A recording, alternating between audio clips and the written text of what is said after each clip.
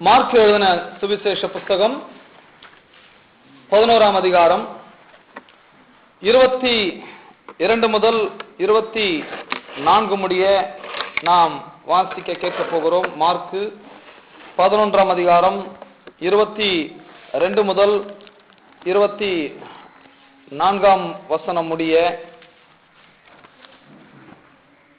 இயேசு அவர்களை நோக்கி, நீங்கள் தேவனிடத்தில் விசுவாசம் உள்ளவர்களாய் இருங்கள். எவனாகிலும் இந்த மலையை பார்த்து நீ பெயர்ந்து சமுத்திரத்திலே தள்ளுண்டு போ என்று சொல்லி தான் சொன்னபடியே நடக்கும் என்று தன் இருதயத்தில் சந்தேகப்படாமல் விசுவாசித்தால் அவன் சொன்னபடியே ஆகும் என்று மெய்யாகவே உங்களுக்கு சொல்லுகிறேன். இயேசு இங்கே மலையை பார்த்து பெயர்ந்து சமுத்திரத்திலே தள்ளுண்டு போவது எப்படி என்று நமக்கு இங்க போதிக்கிறார். இதற்கு அவர் சொல்லுகிற மிக முக்கியமான ஒரு பகுதி என்னவென்று சொன்னால் விசுவாசம். விசுவாசம் இருந்தால் நீங்கள் சொல்கின்ற வார்த்தை அது எப்பேற்பட்ட மலையா இருந்தாலும் கூட பெயர்ந்து தள்ளுண்டு போகும் என்பதற்கு இந்த மார்க் புஸ்தகத்தில் 11:22 நாம் பார்க்கிற பகுதியா இருக்கிறது. ஆகவே நாம் ஜபத்தை குறித்து நாம் போதித்துக் கொண்டு வருகிறோம் பல வாரங்களாக. ஜபம் என்றால் என்ன, ஏன் நாம் ஜபம் பண்ண வேண்டும் என்று சொல்லி ஜபத்தை குறித்து நாம் படிக்கிறோம். முதல் பகுதியாக ஏன் நாம் ஜெபிக்க வேண்டும். ஏன் நாம் ஜெபிக்க வேண்டும் என்று சொன்னால், ஒரு மனிதன் இந்த பூமியில வேண்டிக் கொள்ளாவிட்டால் தேவன் ஒன்றையும் இந்த பூமியில செய்ய போவது இல்லை. ஆகவே கண்டிப்பாக ஒவ்வொரு மனிதனும் ஜெபித்தே ஆக வேண்டும். ஜெபிக்க வேண்டும் என்று இயேசுவும் கற்றும் கொடுக்கிறார். எப்பொழுதும் ஜெபம் பண்ண வேண்டும் என்று கூட அவர் சொல்லியும் கொடுக்கிறார். அப்போ கண்டிப்பா ஜெபம் பண்ண வேண்டும். நான் ஜெபமானதான் கடவுள் தருவேன்னு சொல்லியிருக்கிறாரு. நான் கட்டினாலும் அவர் கட்டுவாரு, நான் கட்டவிழ்த்து அவரும் கட்டவிழ்ப்பாரு. அப்ப கட்டணும், கட்டவிழ்க்கணும், வாயை திறந்து கேட்கணும், ஜெபம் பண்ணணும். கண்டிப்பா ஜெபம் பண்ண வேண்டும். இன்னைக்கு நடக்கிற மிஸ்டேக் என்னன்னு சொன்னா, எப்படி ஜெபம் பண்றதுன்னு தெரியாம மக்கள் ஜெபம் பண்ணி கொண்டிருக்கிறார்கள். ஆகவேதான் இந்த ஜெபத்தை குறித்த ஒரு போதனை தனிப்பட்ட ரீதியில் உங்களுக்கு போதிக்க வேண்டியதா இருக்கிறது. ஏன் நாம் ஜெபிக்க வேண்டும் என்று நாம் முதல் பகுதியை பார்த்தோம். இப்போ இந்த ஜெபத்தினுடைய 2ஆம் பகுதிக்கு நாம் வந்திருக்கிறோம். இந்த ஜெபத்தினுடைய 2ஆம் பகுதி விசுவாசமும் ஜபமும் என்கிற தலைப்பில் பேசிக் கொண்டு வருகிறேன். ஜபத்துக்கு மிகவும் முக்கியமானது நம்முடைய விசுவாசம். விசுவாசம் இல்லாத ஜபத்திலே எந்த பலனையும் நாம் பெற்றுக்கொள்ளவே முடியாது.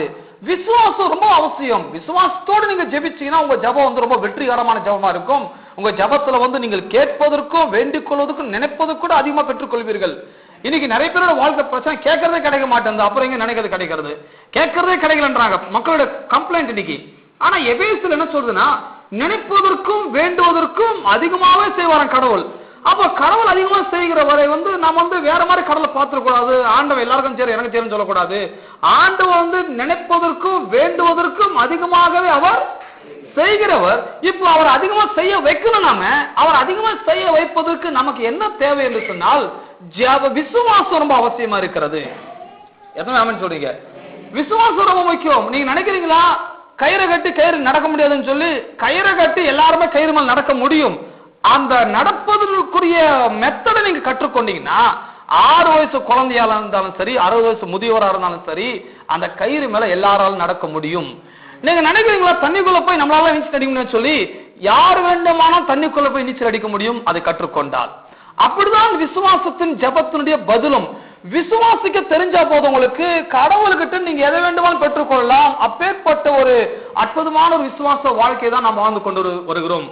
நான் விசுவாசம் சொல்றது ரொம்ப பெரிய முக்கியம் கிடையாது. விசுவாசிக்கிறேன் ஆகையால் பேசுகிறேன், அப்படி பேசணும், அவங்க தான் சரியான விசுவாசி. விசுவாசம் சொன்னா வாயத்தோடு கண்டதை பேசுறது விசுவாசி கிடையாது. நினைக்கிறது பேசுறது, நினைக்காது பேசுறது, நெகட்டிவா பேசுறது, பிற்போக்கானது பேசுறது, நடக்குமா நடக்காதுன்னு தெரியல, ஆகுமா ஆகாதான்னு தெரியல, அப்படி சொல்ற விசுவாசி கிடையாது. முதல்ல விசுவாசி என்றால் யார்? நான் விசுவாசிக்கிறேன் ஆகையால் பேசுகிறேன். விசுவாசித்து பேச வேண்டும். கர்த்தரின் மேய்ப்பராக நான் தாழ்ச்சி அடைய மாட்டேன். நான் விசுவாசிக்கிறேன் ஆகவே நான் அதை பேசுகிறேன். கர்த்தர் என்னை எனக்கு நான் மரண இருளின் பள்ளத்தாக்கில் நடந்தாலும் பொல்லாப்ப எனக்கு நேரிடாது. நான் விசுவாசிக்கிறேன் ஆகையால் பேசுகிறேன். அவருடைய ஐஸ்வர்யத்தின்படி என்னுடைய குறைவெல்லாம் கிறிஸ்து இயேசுவின் மகிமையில நிறைவாக மாறும். விசுவாசிக்கிறேன் ஆகையால் பேசுகிறேன். சிங்கக்குட்டிகள் பட்டினியான் சாட்சியா இருக்கும். கர்த்தரை தேடுகிற எனக்கு ஒரு நன்மையும் குறைப்படாது. விசுவாசிக்கிறேன் ஆகையால், இதுதான் விசுவாசி. விசுவாசம் சொன்னா விசுவாசித்து பேசணும். சும்மா ஒரு வெள்ளச்சலையை கட்டிட்டு சும்மா ஒரு வெள்ள சட்டையை மாட்டிட்டு நான் விசுவாசம் சொல்றது கிடையாது. விசுவாசினா யாரு? கடவுள் என்ன சொல்லிருக்கிறாரோ அதை நான் விசுவாசிக்கிறேன். முதல்ல கடவுள் சொன்னதை நான் திருப்பி சொல்றேன், கடவுள் சொன்னதை நான் நம்புறேன், கடவுள் சொன்னதை நான் ஏற்றுக்கொள்கிறேன். அப்படி சொல்லி பேசுகிறவர்கள் விசுவாசி. ஏதோ கோயிலுக்கு போறாங்க வராங்க, அது விசுவாசி கிடையாது. நீங்க விசுவாசிக்கிறீங்களா? கடவுள் வார்த்தை நம்புறீங்களா? கடவுள் வார்த்தை திருப்பி பேசுறீங்களா? அப்பெல்லாம் நீங்க சரியான விசுவாசி. கடவுள் என்ன சொன்னான்னு தெரியல பாசம்னா அப்ப நீங்க இன்னும் விசுவாசி ஆகலன்னு அர்த்தம். ஆகவே மார்க் 11:22 கடவுள் விசுவாசிங்க நமக்கு கற்றுக் கொடுக்கிறார். இந்த கற்றுக் கொடுக்கிற விஷயத்துல நாம் பார்க்கின்ற மிக முக்கியமான பகுதி எது என்று சொன்னால், எவனாகலும் இந்த மலையை பார்த்து நீ பெயர்ந்து சமுத்திரத்திலே தள்ளுண்டு போ என்று சொல்லி அப்பாருங்க. இந்த 23ல சொல்லி சொன்னபடியே 3 முறை வருகிறது. விசுவாசம் ஒரு முறை தான் வருது, ஆனா சொல்றது 3 முறை வருகிறது. அப்போ விசுவாசிப்பதை விட சொல்றது ரொம்ப முக்கியமா இருக்கிறது. நான் என்ன விசுவாசிக்கிறனோ அதை விட சொல்றது ரொம்ப முக்கியமா இருக்க வேண்டும். ஏனென்று சொன்னால் விசுவாசம் என்றால் என்ன? நான் எதை விசுவாசிக்கிறனோ அதை தான் நான் பேச போகிறேன், எதை பேசுறனோ அதை தான் நான் விசுவாசிக்க போகிறேன். எப்படி பேச முடியும்? விசுவாசனாக பேசுறேன்னு சொல்லி கடவுள் சொன்னதே நான் விசுவாசிக்கணும். விசுவாசத்தான் வாயிலிருந்து வரும், விசுவாசிக்காத வாயிலிருந்து வரவே வராது. அப்போ விசுவாசத்தை நாங்கள் பேச சொல்றது இதான் மெத்தட் பாருங்க. சொல்ற பாருங்க, சொல்றது ஜபத்துல ரொம்ப முக்கியம். ஜபம் என்றால் என்ன? ஜபத்துல நீங்க போய் என்ன பண்ண போறீங்க? முட்டி போட பிராக்டிஸ் பண்ண போறீங்களா? ஜபத்துல போய் அழுவதுக்கு பிராக்டிஸ் எடுக்க போறீங்களா? ஜபத்துல அதெல்லாம் ட்ரைனிங் பண்ண முடியாது.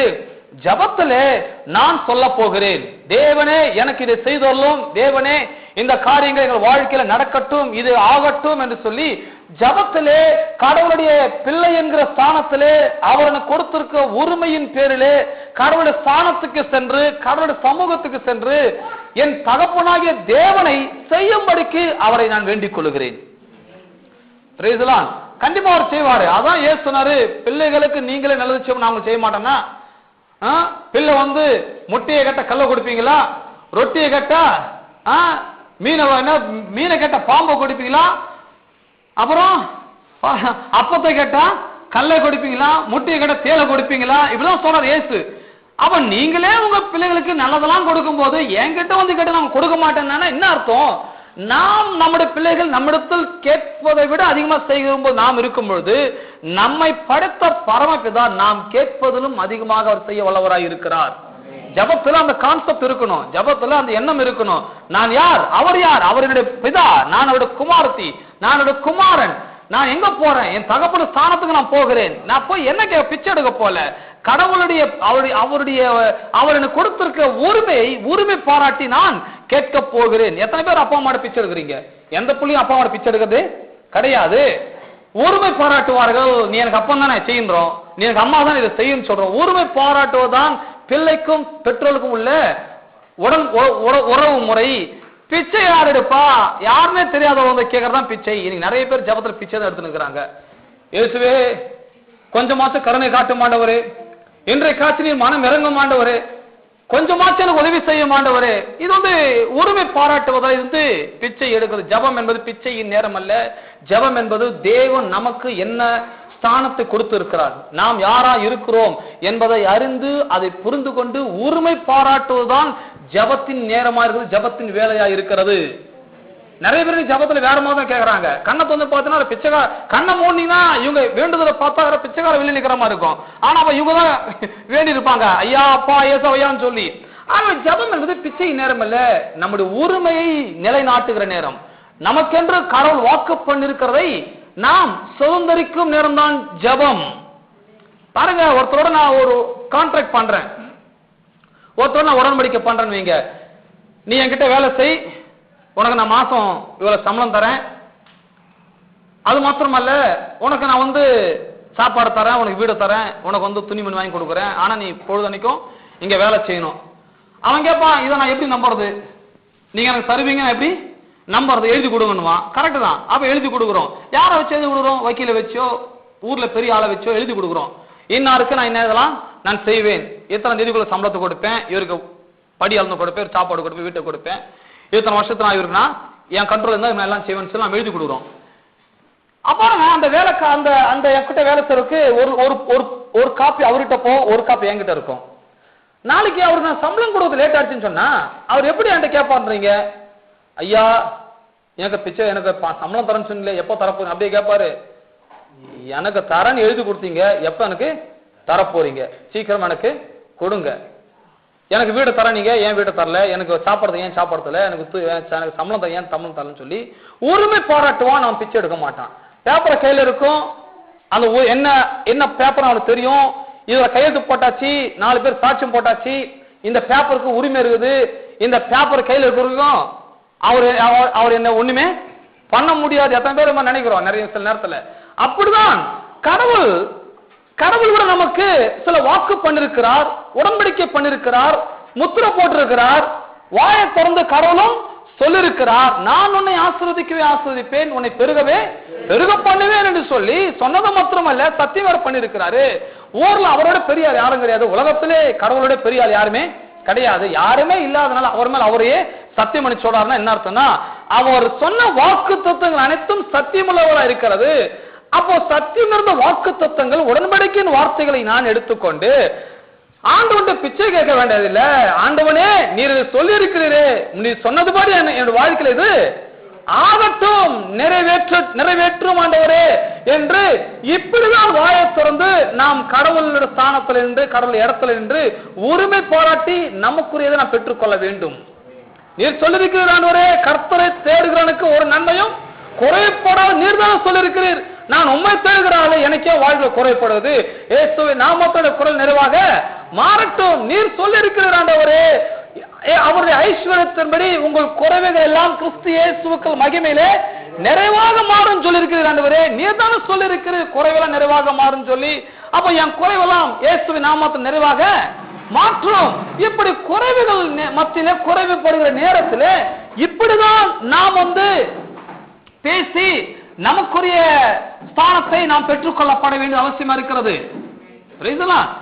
ஆகவே அவர் பிச்சை எடுக்கொண்டதில்லை. ஆண்டவனே வாழ்க்கை எப்படி ஆச்சு ஆண்டவரே, அரிசி இல்லாண்டவரு, வீட்டுல ஒண்ணு இல்லாண்டவரு, பாக்கெட்ல ஒண்ணு இல்லாண்டவரு, பர்சுல ஒண்ணு இல்லான்னு சொல்லி பிச்சையின் நேரம் அல்ல.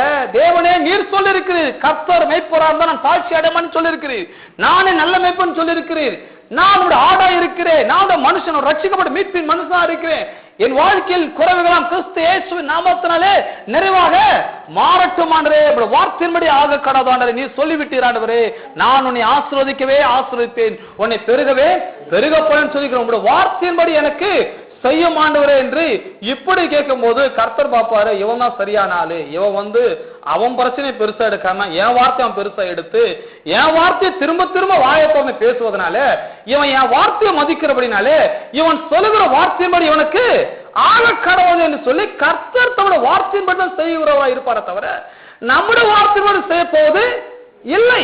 அப்போ நமக்கு என்ன வேண்டுமா இருந்தாலும் தேவன் என்ன உடன்படிக்கை பண்ணிருக்கிறார், என்ன வார்த்தை எழுதி வைத்திருக்கிறார், அதை தேடி கண்டுபிடிச்சு அதை பேச வேண்டும். அப்படி சொல்லும் போதுதான் நாம் நம்முடைய உரிமையை பெற்று நிலைநாட்டப்பட முடியும். அப்படிதான் பாருங்க, டாக்டர்கிட்ட போறீங்க, டாக்டர் சொல்றாரு உங்களுக்கு நோய் இருக்குது, உங்களுக்கு இந்த நோய் வந்துச்சு அப்படின்னு சொல்லும் போது ஊர்ல நம்ம நோயை விவரிக்க கூடாது.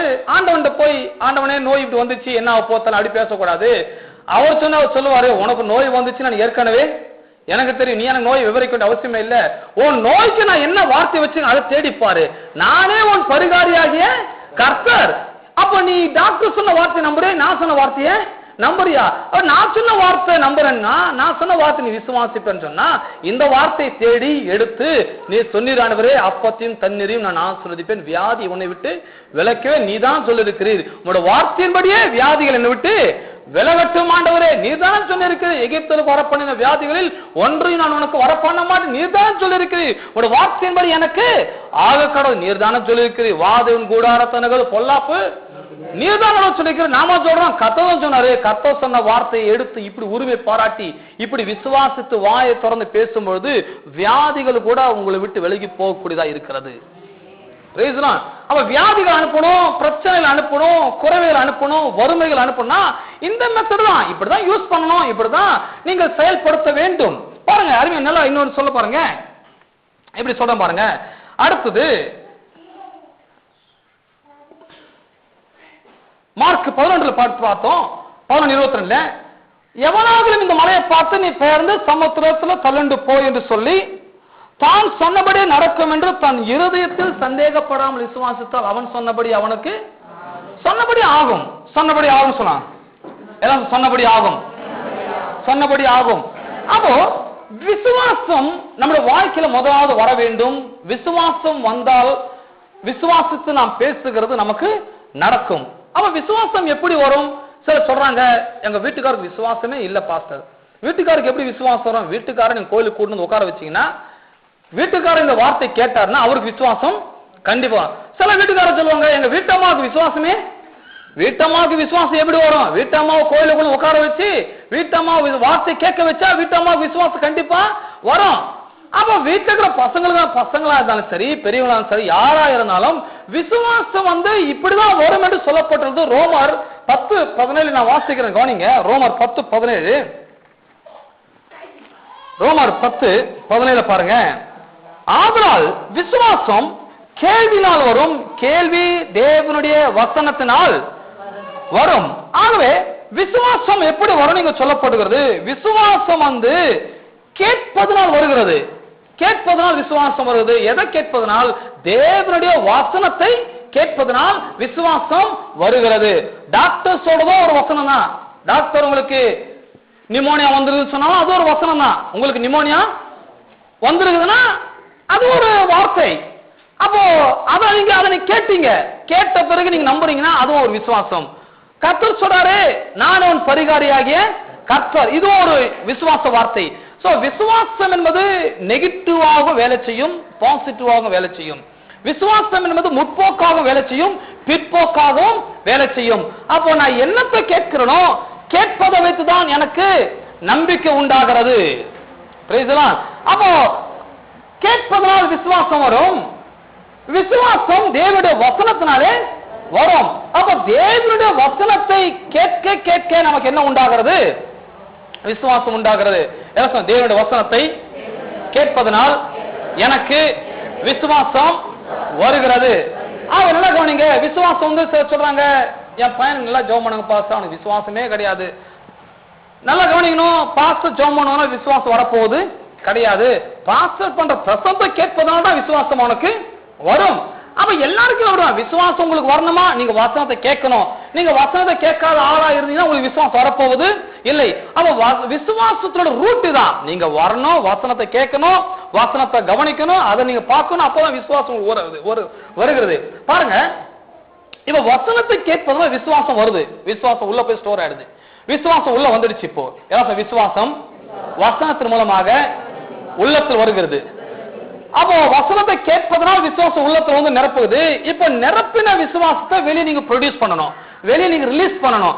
அப்போ விசுவாசம் வந்ததுனால நீங்க வாயை மூடிட்டு சும்மா இருந்தீங்கன்னா உங்க விசுவாசம் வேலை செய்ய போவதே இல்லை. நீங்க விசுவாச வார்த்தை உள்ள வந்துச்சுன்னு சொன்னா வாயை திறந்து பேசணும். நீங்க மலையை பார்த்து பேசணும், மரத்தை பார்த்து பேசணும், நோயை பார்த்து பேசணும், பேயை பார்த்து பேசணும், பிரச்சனைகளை பார்த்து பேசணும். எப்படி பேசுறீங்க? விசுவாசித்தே நாவையா பேசுகிறேன். விசுவாசிங்க, கடவுளை வார்த்தை கேட்டீங்க, அதனால உள்ளத்துல விசுவாசம் வந்துருது. விசுவாசம் வந்த நீங்க ஒவ்வொருவரும் வாயை திறந்து விசுவாசம் பேச வேண்டும். தேவனுடைய வார்த்தையை பேச வேண்டும், தேவனுடைய வசனத்தை பேச வேண்டும். அப்போ விசுவாசம் விசுவாசிக்கிறதால் பேசுகிறோம். பேசினதை நாம் மறுபடியும் விசுவாசிக்கிறோம். நல்லா கவனிங்க. விசுவாசம் நியூட்ரல் ஆகுது, மையத்தில் இருக்குது விசுவாசம். கேட்டதால் விசுவாசம் வருது. விசுவாசம் வந்ததால் நாம் பேசுகிறோம். அதே நேரத்தில் பேசுறதை நான் விசுவாசிக்க வேண்டும். புரியுது உங்களுக்கு? மையப்பகுதி விசுவாசம். விசுவாசம் எப்படி வந்துச்சு? கேட்டீங்க, விசுவாசம் வந்துச்சு. வந்தனால பேசுறீங்க, பேசுனது நீங்க விசுவாசிக்கிறீங்க. அப்ப விசுவாசம் ஒரு மையத்தை இருக்கிறது. அப்ப விசுவாசம் ரொம்ப முக்கியமா இருக்கிறது. எத்தனை சொல்றீங்க? ஆகவேதான் இந்த பைபிள் பவுல் சொல்றாரு, விசுவாசத்தின் ஆகையால் பேசுகிறேன்னு சொல்றாரு. இன்னொரு எதிர நீங்க பாத்தீங்கன்னு சொன்னா, கர்த்தர் நமக்கு சகாயார், மனுஷன் நமக்கு என்ன செய்வான் என்று நாம் சொல்லலாமே. அப்படியே இருக்கு ஒரு இடத்துல, கர்த்தர் நமக்கு சகாயார், மனுஷன் நமக்கு என்ன செய்வான் என்று சொல்லலாமே. எதிரில் வாசிக்கிற மறுமையாலே. அப்போ சொல்றதை பற்றி இந்த வேதம் நமக்கு அதிகமாக போதிக்கிறது. அப்போ ஜபத்துல நாம என்ன செய்ய போகிறோம்? சொல்ல போகிறோம். ஜபத்துல போய் என்ன செய்ய போகிறோம்? சொல்ல போகிறோம், பேச போகிறோம், அறிக்கை செய்ய போகிறோம் அப்படின்னு சொன்னால் ஜபத்துக்கு போவதற்கு முன்பதாக நான் எப்படி சொல்ல வேண்டும், எப்படி பேச வேண்டும், எப்படி வார்த்தையில் அறிக்கை செய்ய வேண்டும் என்பது தெரிந்திருத்து தான் உள்ள போகணும் நீங்க. ஏன்னா ஜபம் என்பது உங்க வாழ்க்கை கட்டும், உங்களை வாழ்க்கை இடித்தும் போடக்கூடியதா இருக்கிறது. ஆகவே நிறைய பேர் ஜபத்துல சோர்ந்து போயிருக்கிறாங்க, நிறைய பேர் ஜபத்துல வெற்றியும் பெற்றோல் இருக்கிறார்கள். ஆகவே வெற்றி என்பது எப்படி உண்டாகிறது? நான் விசுவாசிக்கணும், விசுவாசித்தது வாயை திறந்து பேசணும், அப்பொழுது நமக்கு வெற்றி உண்டாகிறது. அருமையாலே இந்த சொல்லுகிறது ரொம்ப முக்கியமான ஒரு பகுதி. ஜபத்திலே நம்முடைய வார்த்தைகள் எப்படி இருக்கிறது, ஜபம் பண்ணும்போது என் வார்த்தை எப்படி இருக்கிறது, நான் என்ன பேசுறேன், எதை நான் விசுவாசிக்கிறேன், எதை நான் பேசி கொண்டிருக்கிறேன் என்பது ரொம்ப முக்கியம். நிறைய பேர் பார்த்தா ஜபத்துல போய் டாக்டர் சொன்னது, அவங்க அக்கம் பக்கத்துல சொன்னது, அவங்க உறவுகள் சொன்னது, மற்றவங்க சொன்னலாம் பேசிட்டு இருப்பாங்க. ஜபத்துல அவங்க கஷ்டம், அவங்க நிலைமை, இதே தான் அவங்க பேசிட்டே இருப்பாங்க. ஆனா ஜபத்துல நீங்க அதை பேசுவதனால் அதுதான் உங்களுக்கு நிரந்தரமாக இருக்கும். ஜபத்துல உங்க கஷ்டம், உங்க பிரச்சனை எல்லாம் பேசுவதை நிறுத்தி விட்டுட்டு இந்த பிரச்சனைகளுக்கு கர்த்தருடைய வார்த்தைகளை தீர்வாக எடுத்துக்கொண்டு அதை நீங்க பேச ஆரம்பிக்கும் பொழுது உங்கள் பிரச்சனை முடிவு கட்டப்படுகிறது. ரெண்டு நான் சொல்ல பாருங்க. இன்னொன்னு, ஆகவே அங்க ஏன் சொன்னாரு, அவன் சொன்னபடி அவனுக்கு எல்லாம் சொன்னபடி ஆகும், எல்லாம் சொன்னபடி ஆகும். பிரதர் வேலை போயிடுச்சு பிரதர், நீங்க சொன்னபடி உங்களுக்கு ஆகும். நீங்க சொல்லி இருக்கிறீங்க பாலா போன வேலை, பொல்லாத வேலை, இந்த வேலையை கட்டி நான் அழுகுறேன், என்ன வேலை, என்ன சம்பளம், என்ன முதலாளி, இந்த வேலையை அனுதினமா நீங்க சபிக்கிறதுனால வேலை கண்டிப்பா உங்ககிட்ட இருக்க போறதே கிடையாது. நீங்க சொன்னபடி உங்களுக்கு ஆகும். என்ன குடும்பம், என்ன பொண்டாட்டி, என்ன பிள்ளைகள், என்ன புருஷன், என்ன வாழ்க்கை, என்ன உயிர், என்ன ஜீவியம், இது இருக்கவோ போய் சேர்ந்துடலாம். பிரதர் குடும்பம் ரெண்டாச்சு பிரதர், நீங்க சொன்னபடி உங்களுக்கு ஆகும். பிரதர் பொண்டாட்டி பெட்டியை கட்டி போயிட்டா போதும், நீங்க சொன்னபடியே ஆகும். பிரதர் பிள்ளைகள் வீட்டோட போயிட்டாங்க போதும், நீங்க சொன்னபடியே ஆகும். நீங்க சொல்லி இருக்கிறீங்க, சொன்னதான் ஆயிட்டு விஷயம்லாம், நீங்க சொல்லாம ஒண்ணு ஆகவே இல்லை. நிறைய இடத்துல போச்சுன்னா பிள்ளைகளை போயிருக்கிறாங்க, வீட்டோட போயிருக்கிறாங்க, ஊரோட்டு போயிருக்கிறாங்க, போன பிள்ளை திரும்பி வரவதே கிடையாது. எனக்கு தெரிஞ்ச எத்தனை ஃபேமிலி இருக்கிறாங்க சொல்லுவாங்க, புள்ள போய் 10 வருஷம் ஆச்சு, எங்க இருக்கான்னு தெரியல, என்ன பண்றான்னு தெரியல. நீங்க சொல்லி இருக்கிறீங்க உருப்படாத புள்ள, நீ இருக்கிறத பேசாம போய் சாக, ஏன் வாழ்ற, இப்படி பேசி பேசி இத சொல்லி சொல்லி கடைசியில புள்ள இல்லாமலேயே போயிடுச்சு. சொல்றாங்கல்ல, முதல்ல பெட்டியை கட்டுவேன், ரொம்ப பண்ண நான் சொல்லுவாங்கல்ல சில வீட்டுல, பெட்டியை கட்டி அனுப்பிடுவேன், நீ பெட்டியை கட்டி அனுப்பிடுவேன் சொல்லுவாங்க, பெட்டி கட்டி அவங்களே போயிட்டாங்க. அப்ப நீங்க சொன்னபடிதான் உங்களுக்கு ஆகுறது. முதல்ல வெளியே போ, வெளியே போன்னு சொல்றதுனால வெளியே போயிடுறாங்க. ஆக சொல்லுகிறபடிதான் ஆகும். அருமையானே, வாழ்க்கையில எந்த தீமைகள் நடந்தாலும் அது கடவுள் பொறுப்பல்ல. எல்லா தீமைகளுக்கும் நாம் தான் பொறுப்பாளியா இருக்கிறோம், எல்லா நன்மைகளுக்கும் நாம் தான் பொறுப்பாளியா இருக்கிறோம். ஆகவே உங்கள் வாழ்க்கையில நடக்கிற தீமைகளுக்கோ உங்கள் வாழ்க்கை நடக்கிற வெற்றிக்கோ யாரோ காரணம் கிடையாது, நீங்கள் தான் காரணமா இருக்கிறீர்கள். வெற்றிக்கும் நீங்கள் தான் காரணம், தீமைகளுக்கும் நீங்கள் தான் காரணமா இருக்கிறீர்கள். ஆகவே கடவுள் சொல்றார், மரணமும் ஜீவனும் நாவின் அதிகாரத்தில் இருக்கிறது. அப்ப நாவுனா என்ன நினைக்கிறீங்க? நாவுனா சும்மா சாப்பிடுறது மட்டும் நினைக்கிறீங்களா? நாவு அதிகாரத்தை கொடுக்கக்கூடியது. நாவு உங்களுக்கு தேவையானதை வரவழைக்க கூடியது. ஆமென் சொல்றீங்க. அவதான் நீதிமொழி வாசிக்கிறோம், மரணமும் ஜீவனும் நாவின் அதிகாரத்தில் இருக்கிறது, அதில் பிரியப்படுகிறவர்கள் அதன் பலனை புசிப்பார்கள். என்ன பலனை புசிக்கிறீங்க? இப்போ நன்மையின் பலனை புசிக்கிறீங்க, தீமையின் பலனை புசிக்கிறீங்களா? வாழ்க்கையை ரொம்ப கஷ்டப்படுறது பாஸ்டர். அப்ப நீங்க தீமை பேசி பேசி தீமையானதை அனுபவிக்கிறீங்க. வாழ்க்கை ரொம்ப இனிமையா இருக்குது, ரொம்ப சந்தோஷமா இருக்குன்னா அப்ப நீங்க நன்மையை பேசிருக்கீங்கன்னு அர்த்தம். அப்ப வாழ்க்கையில நீங்கள் நன்மையை அனுபவிக்க வேண்டும் என்று சொன்னால் நன்மையாளர்களை தேர்ந்தெடுத்து பேச வேண்டும். அதான் இயேசு நாட்டு ஒருத்தவன் சொல்றான் பாருங்க. இயேசு நாட்டு ஒருத்தன் சொல்றான், 100க்கு அதிபதியா இருக்க ஒரு ஆள் சொல்றான், என்னுடைய வேலைக்காரன் வீட்டுல மரணத்துக்கு போராடி நிற்கிறான். அவன் சொல்றான் பாருங்க, வந்தவொடனே இயேசு ஏன் சொன்ன நான் ஒரு நாள் யோசிச்சேன், ஒருவனை போ என்றால் போகிறான், மற்றவன் வா என்றால் வருகிறான். அப்ப இயேசு பாக்குறது சரியான வந்துக்கிறேன் ஆண்டனி, உன் வார்த்தையின் வல்லமை என்னன்னு புரிஞ்சுட்டு நீ இங்க வந்துக்கிற, போனா போறான், வானா வரானா, அப்போ வார்த்தையின் பவர் உனக்கு என்னன்னு தெரிஞ்சு போயிடுச்சு. ஏசு சொல்றார், ரைட், இப்ப நீ போ, உன் வேலைக்கு சொஸ்தமா இருப்பான். அப்போ இவன் தெரிஞ்சு போச்சு, என் வார்த்தையில எவ்வளவு பவர் இருந்தோ அதே மாதிரி வார்த்தை இவருக்கும் வல்லமை இருக்கிறது. இந்த வார்த்தையை நம்பி போறான், இதற்கு ஒரு ஆள் வரான், வேலைக்கு சுகமாகி விட்டான். அப்ப கடவுள் அவனுக்கு அந்த வார்த்தையை சொல்வது நோக்கம் என்ன? வார்த்தையின் வல்லமை அவனுக்கு புரிந்து விட்டது. இவனுக்கு நான் வீட்டுக்கு போய் கையை வச்சு ஜெபம் பண்ண அவசியமே இல்ல கிடையாது. இவன் வார்த்தையின் வளம் புரிந்திருக்கிறவன், எனக்கு வார்த்தை சொன்னால போதும், அதுவும் எனக்கு போதுமானதா இருக்கிறது. நிறைய பேர் கேக்குறாங்க, உங்க பாஸ்ட் விசிட்டிங் வந்தாரா? எங்க பாஸ்ட் வார்த்தை 2 முறை வந்துட்டு போறாரு, என்ன விசிட்டிங்? வார்த்தையின் வல்லமை தெரியாதவங்க விசிட்டிங் பண்ணணும். வார்த்தையின் வல்லமை விசிட்டிங்கே தேவை கிடையாது. நீங்க இங்க விசிட் பண்ணுங்க. முதல்ல நீங்க இங்க வந்து விசிட் பண்ணீங்கன்னா நாங்க பண்ற போதனை போதும், வானெல்லாம் செழிப்பா இருக்க முடியும். நான் வீட்டுக்கு வந்து விசிட் பண்ணி இவங்களை ஆசிர்வதி அவங்களை ஆசிரிச்சு நான் ஜெபம் போறதை விட நீங்க இங்க வந்து இந்த சொல்ற சத்தியத்தை நீங்க கேட்டீங்கன்னா நீங்க உங்க வாழ்க்கை முழுவதும் ஆசீர்வாதம் இருக்கப்பட முடியும். நான் வந்து வீட்டுல காலை வைக்கிற அவசியம் இல்ல. உங்க காலை இங்க வைங்க, உங்க காது இங்க கூடுங்க, உங்க உள்ளத்தை இங்க கூடுங்க. இதுதான் உங்க வாழ்க்கையின் திசை திருப்பும்.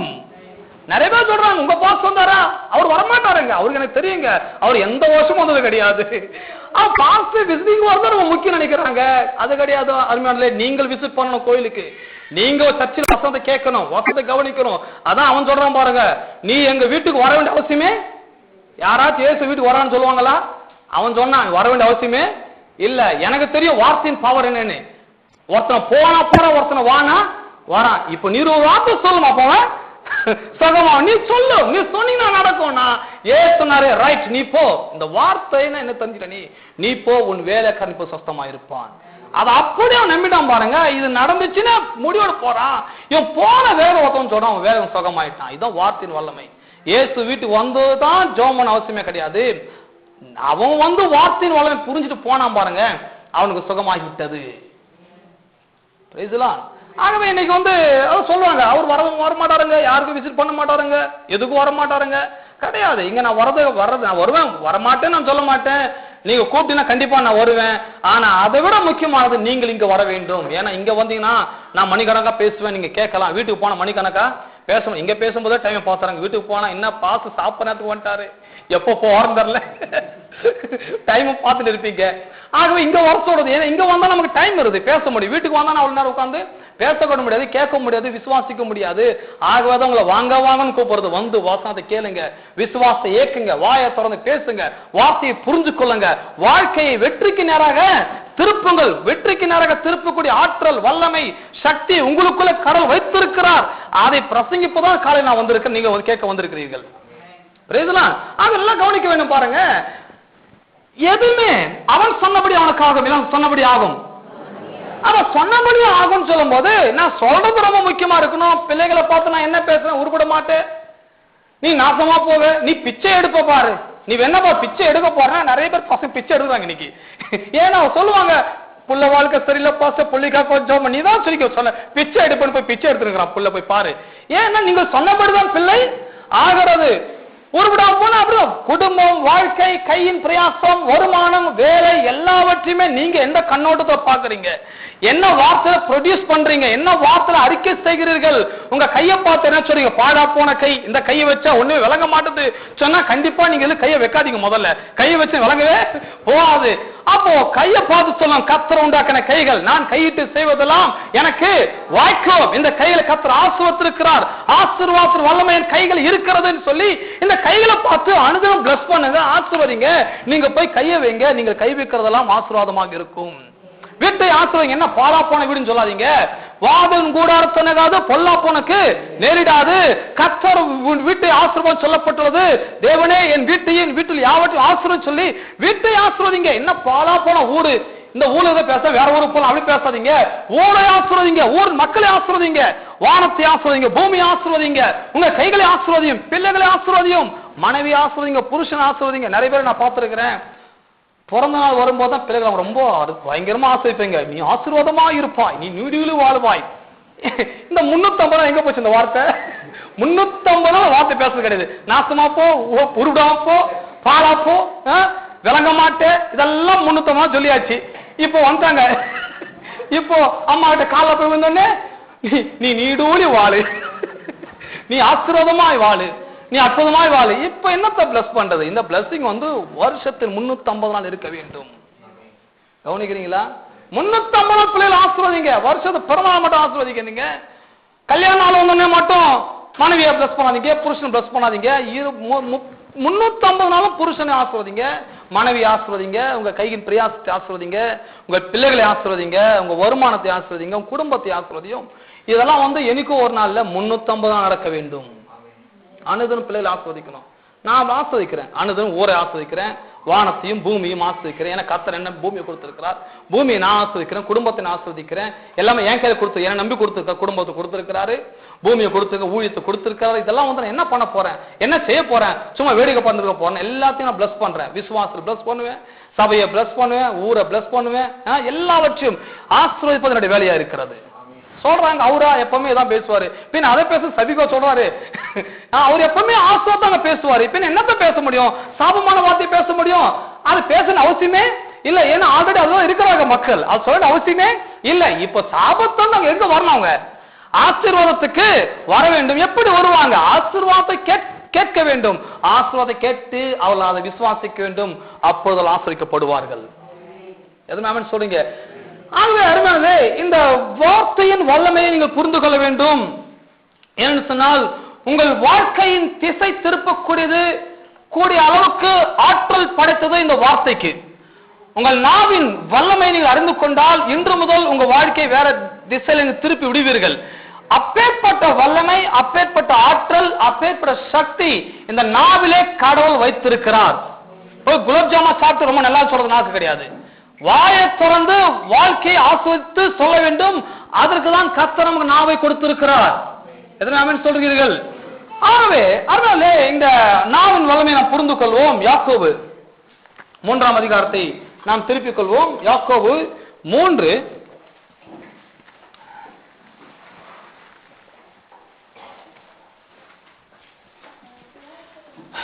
யாக்கோபு 3:1 என் சகோதரரே, அதிக ஆக்கினை அடைவோம் என்று அறிந்து உங்களில் அநேகர் போதகராகாதிருப்பீர்களாக. இங்க 3:1 யாக்கோபு சொல்றாரு, என் சகோதரரே அதிக ஆக்கினை அடைவோம் என்று அறிந்து உங்களில் அநேகர் போதகராக இருப்பீர்களாக. அதாவது அவர் என்ன சொல்ல வர்றாருன்னா, தண்டனை அடைவோம் என்று நீங்கள் ஊழியக்காரர்களாக, பாஸ்டராக நீங்கள் மாறிவிடாதீர்கள், போதனையாளராக மாறிவிடாதீர்கள். அதாவது இந்த போதனை என்ற வார்த்தை வந்து ரொம்ப முக்கியமான வார்த்தை. போதகராக இருப்பீர்களாக அப்படின்னு என்ன அர்த்தம்னா, எனக்கு போதகராக ரொம்ப ஈஸி. எல்லாருக்குமே போதகராகணுமா, அது ஒன்றும் பெரிய கஷ்டம் ஒன்றும் கிடையாது. நேரம் கடையில் போய் ஒரு ஜுப்பா வாங்கி, ஒரு ஜோம பேக் பைய வாங்கி, அந்த பைக்குள்ள ஒரு பைபிள் போட்டா போதும், நீங்க போதகராகி விடலாம். போதகர் ஆவறதுக்கு ஒரு பெரிய ஒன்று கஷ்டம் ஒன்று கிடையவே கிடையாது. ஆனால் இன்னைக்கு நிறைய பேர் இன்னைக்கு வந்து போதகராக விரும்புகிறார்கள், வந்து விடுகிறார்கள். எப்படி வராங்க அவங்க? போதகராகனா ஒன்று பாக்குறாங்க, வேலை கடையில நேரம் போதக ஊழியத்துக்கு போ, உனக்கு இது அமைதியா நேரம் ஊழியத்துக்கு போ. ஊழியத்தை எப்படி போறாங்க? ஒண்ணுமே கிடையாது, ஊழியம் ஒளிஞ்சு நேரம் ஊழியத்துக்கு போயிடுறாங்க. எப்படி போறாங்க? நேரம் போறாங்க, ஒரு ஒயிட் நெட் வாங்கிக்கிறாங்க, வெள்ளை பேண்டோ, வெள்ளை சட்டியோ, வெள்ளை ஜுப்பாவோ எதையும் வாங்கி அப்படியே பக்கத்துல ஜோலா பைய வாங்கி, ஒரு பைபிள் வாங்கி உள்ள போட்டு, இதான் ஊழியர்களுடைய குவாலிஃபிகேஷன் நினைக்கிறாங்க. இந்த வெள்ளை சுப்பா போட்டு, வெள்ளை ஜோலா பைய போட்டு அப்படியே தெருத்துவா போறது, மக்கள் போறாங்க ஊழியக்காரன் நினைக்கிறது. சோ ஊழியக்காரன் சொல்ல இதுதான் அவருடைய குவாலிஃபிகேஷன் கிடையாது. அவர் யாக்கோபு சொல்றாரு, என் சகோதரரே நீங்கள் அதிக ஆக்கினை அடையாதபடிக்கு உங்களில் அநேகர் போதகராகாதிருப்பீர்களாக. ஏன்னு சொன்னால் போதகர் என்று சொன்னால் யார்? போதகர் என்று சொன்னால் ஜனங்கள் வந்து போதகர் சொல்ற எல்லா வார்த்தையும் கேட்பாங்க. ஏன்னா போதகர் என்ன சொன்னாலும் அவங்களுக்கு என்ன நம்பிக்கைன்னா, போதகர் பொய் பேசவே மாட்டார், போதகர் உண்மை பேசுவாரு, அவர் சொல்றதெல்லாம் கரெக்ட், அவர் சொல்றதெல்லாம் நிஜமாயிடும். அப்ப போதகர் சொல்லுகிறதை ஜனங்கள் கேட்பதற்கு ரெடியா இருக்கிறார்கள். என்ன சொன்னாலும் கேட்டுருவாங்க, என்ன சொன்னாலும் நம்பிடுவாங்க அவங்க. அப்போ ஜனங்கள் இப்படி இருக்கும்போது இங்கேயும் ஜனங்க போதகர் வந்து எதையாவது சொல்லிட்டு இருக்குது, ஜனங்கள் கூட நம்பி விடுகிறார்கள். ஆகவேதான் இன்னைக்கு சபைகள் இருக்கிற குழப்பங்களுக்கும் மக்கள் மத்தியில் இருக்கிற பல கேள்விகளுக்கும் பல பிரச்சனைகளுக்கும் காரணமே இங்க போதகர்கள் தான் காரணமா இருக்கிறார்கள். போதகர் என்றால் யார்? போதகர் என்று சொன்னால் வாழ்க்கை கட்ட வேண்டும். போதகர் என்று சொன்னால் அவங்க வாழ்க்கை ஸ்தாபிக்கப்பட வேண்டும், நிலைநாட்டப்பட வேண்டும். சபைக்கு கண்ணீரோடு கவலையோடு வராங்க, பிரச்சனையோடு வராங்க, வாழ்க்கையெல்லாம் நிர்மலமாக்கப்பட்ட நிலைமை வரான். உள்ள ஒருவனுக்கு இங்க நிற்கிற போதகர் என்ன சொல்ல போறாரு? வாழ்க்கை கட்ட போறாரா, கட்ட இன்னும் இடிக்க போறாரா? அப்ப இவர் சொல்ற வார்த்தைகள் தான் அங்க இடிஞ்சு போய் வருகிற மக்களுக்கு ஆறுதலாக அது வாழ்க்கை கட்டுகிறதா காணப்படுகிறது. அப்ப போதுகள் என்று சொன்னால் வார்த்தைகளை தெரிந்தெடுக்கிறா இருக்க வேண்டும். போதுகள் என்று சொன்னால் வார்த்தையை சரியாக பகுத்தறிந்து புரிந்து கொண்டு ஜனங்களுக்கு எப்படி சொல்ல வேண்டும், எதை சொல்லணும், எதை சொன்னா ஜனங்க புரிஞ்சுப்பாங்க, எதை சொன்னா ஜனங்களோட வாழ்க்கை கட்டப்படும், பாசிட்டிவா எப்படி பேசுறது, அவங்க வாழ்க்கை எப்படி நிலைநாட்டும் சொல்லி பல விஷயங்களை அறிந்து கொண்டு ஜனங்களோட வாழ்க்கையை நாளுக்கு நாள் கட்டி எழுப்பிக் கொண்டே இருக்க வேண்டும். இதுதான் போதகனுடைய வேலை. அதை விட்டுட்டு திங்கக்கிழமை வந்து பிரசங்கம் பண்ணிட்டு ஞாயிற்றுக்கிழமை பிரசங்கம் பண்ணிட்டு செவ்வாய்க்கிழமை ஒரு ஜபத்தை வச்சு ஏதாவது அன்னைக்கும் வந்துன்னு சொல்றது என்ன வேலை? செவ்வாய்க்கிழமை வர வேண்டிய அவசியமே இல்ல. ஞாயிற்றுக்கிழமை ஒழுங்கா பிரசங்கம் பண்ணா செவ்வாய்க்கிழமை போக வேண்டிய வேலையே கிடையாது. நான் செவ்வாய்க்கிழமை பைபிள் ஸ்டடி பண்ண வேணா போலாமா தர ஜபத்து போன அவசியமே கிடையாது. நல்லா கவனிக்கணும். அநேகர் போதகராக இருப்பீர்களாக அப்படின்னு சொல்லிட்டு இவங்க போய் தப்பதமா சொல்றது போதகர்கள் கண்டதா சொல்லிடுறாங்க பாருங்க மக்களுக்கு. 2ஆம் வசனம், நாம் எல்லாரும் அநேக விஷயங்களில் தவறுகிறோம், ஒருவன் சொல் தவறாதவனானால் அவன் பூரண புருஷனும் தன் சரீரம் முழுவதையும் கடிவாளத்தினால் அடக்கிக் கொள்ளக்கூடியவனுமாய் இருக்கிறான். நாம் அநேக விஷயம் தவறுகிறோம் அப்படின்னு சொல்லிட்டு, அதாவது யாக்கோபு என்ன கான்செப்ட்ல பேச போறாருன்னா இங்க வார்த்தையை குறித்து பேச போறாரு, நாவை பற்றி தான் பேச போறாரு. ஆனா அதுக்கு மேல வந்து நிறைய இன்ட்ரோடக்ஷன் முன்னுரை கொடுக்கிறாரு.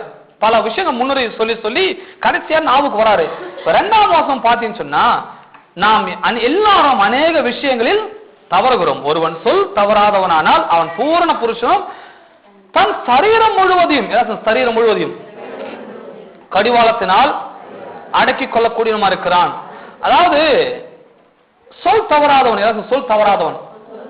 சொல் தவறாதவன் என்ன அர்த்தம்? உனக்கு நான் 100 ரூபாய் சொன்னேன், கரெக்டா 100 ரூபாய் கொடு, சொல் தவறாதவன் கிடையாது. உனக்கு ஒரு 500 ரூபாய் தரேன்னு சொன்னேன், நான் சொல்லிட்டேன் கரெக்டா கொடுத்தணும், அது கிடையாது சொல் தவறாதவன். சொல் தவறாதவன் என்றால் என்ன? சொல் தவறாதவன் சொன்னால் தேவனுடைய வார்த்தைக்கு விரோதமாக எந்த வார்த்தைகளையும் பேசாதவன் சொல் தவறாதவன்.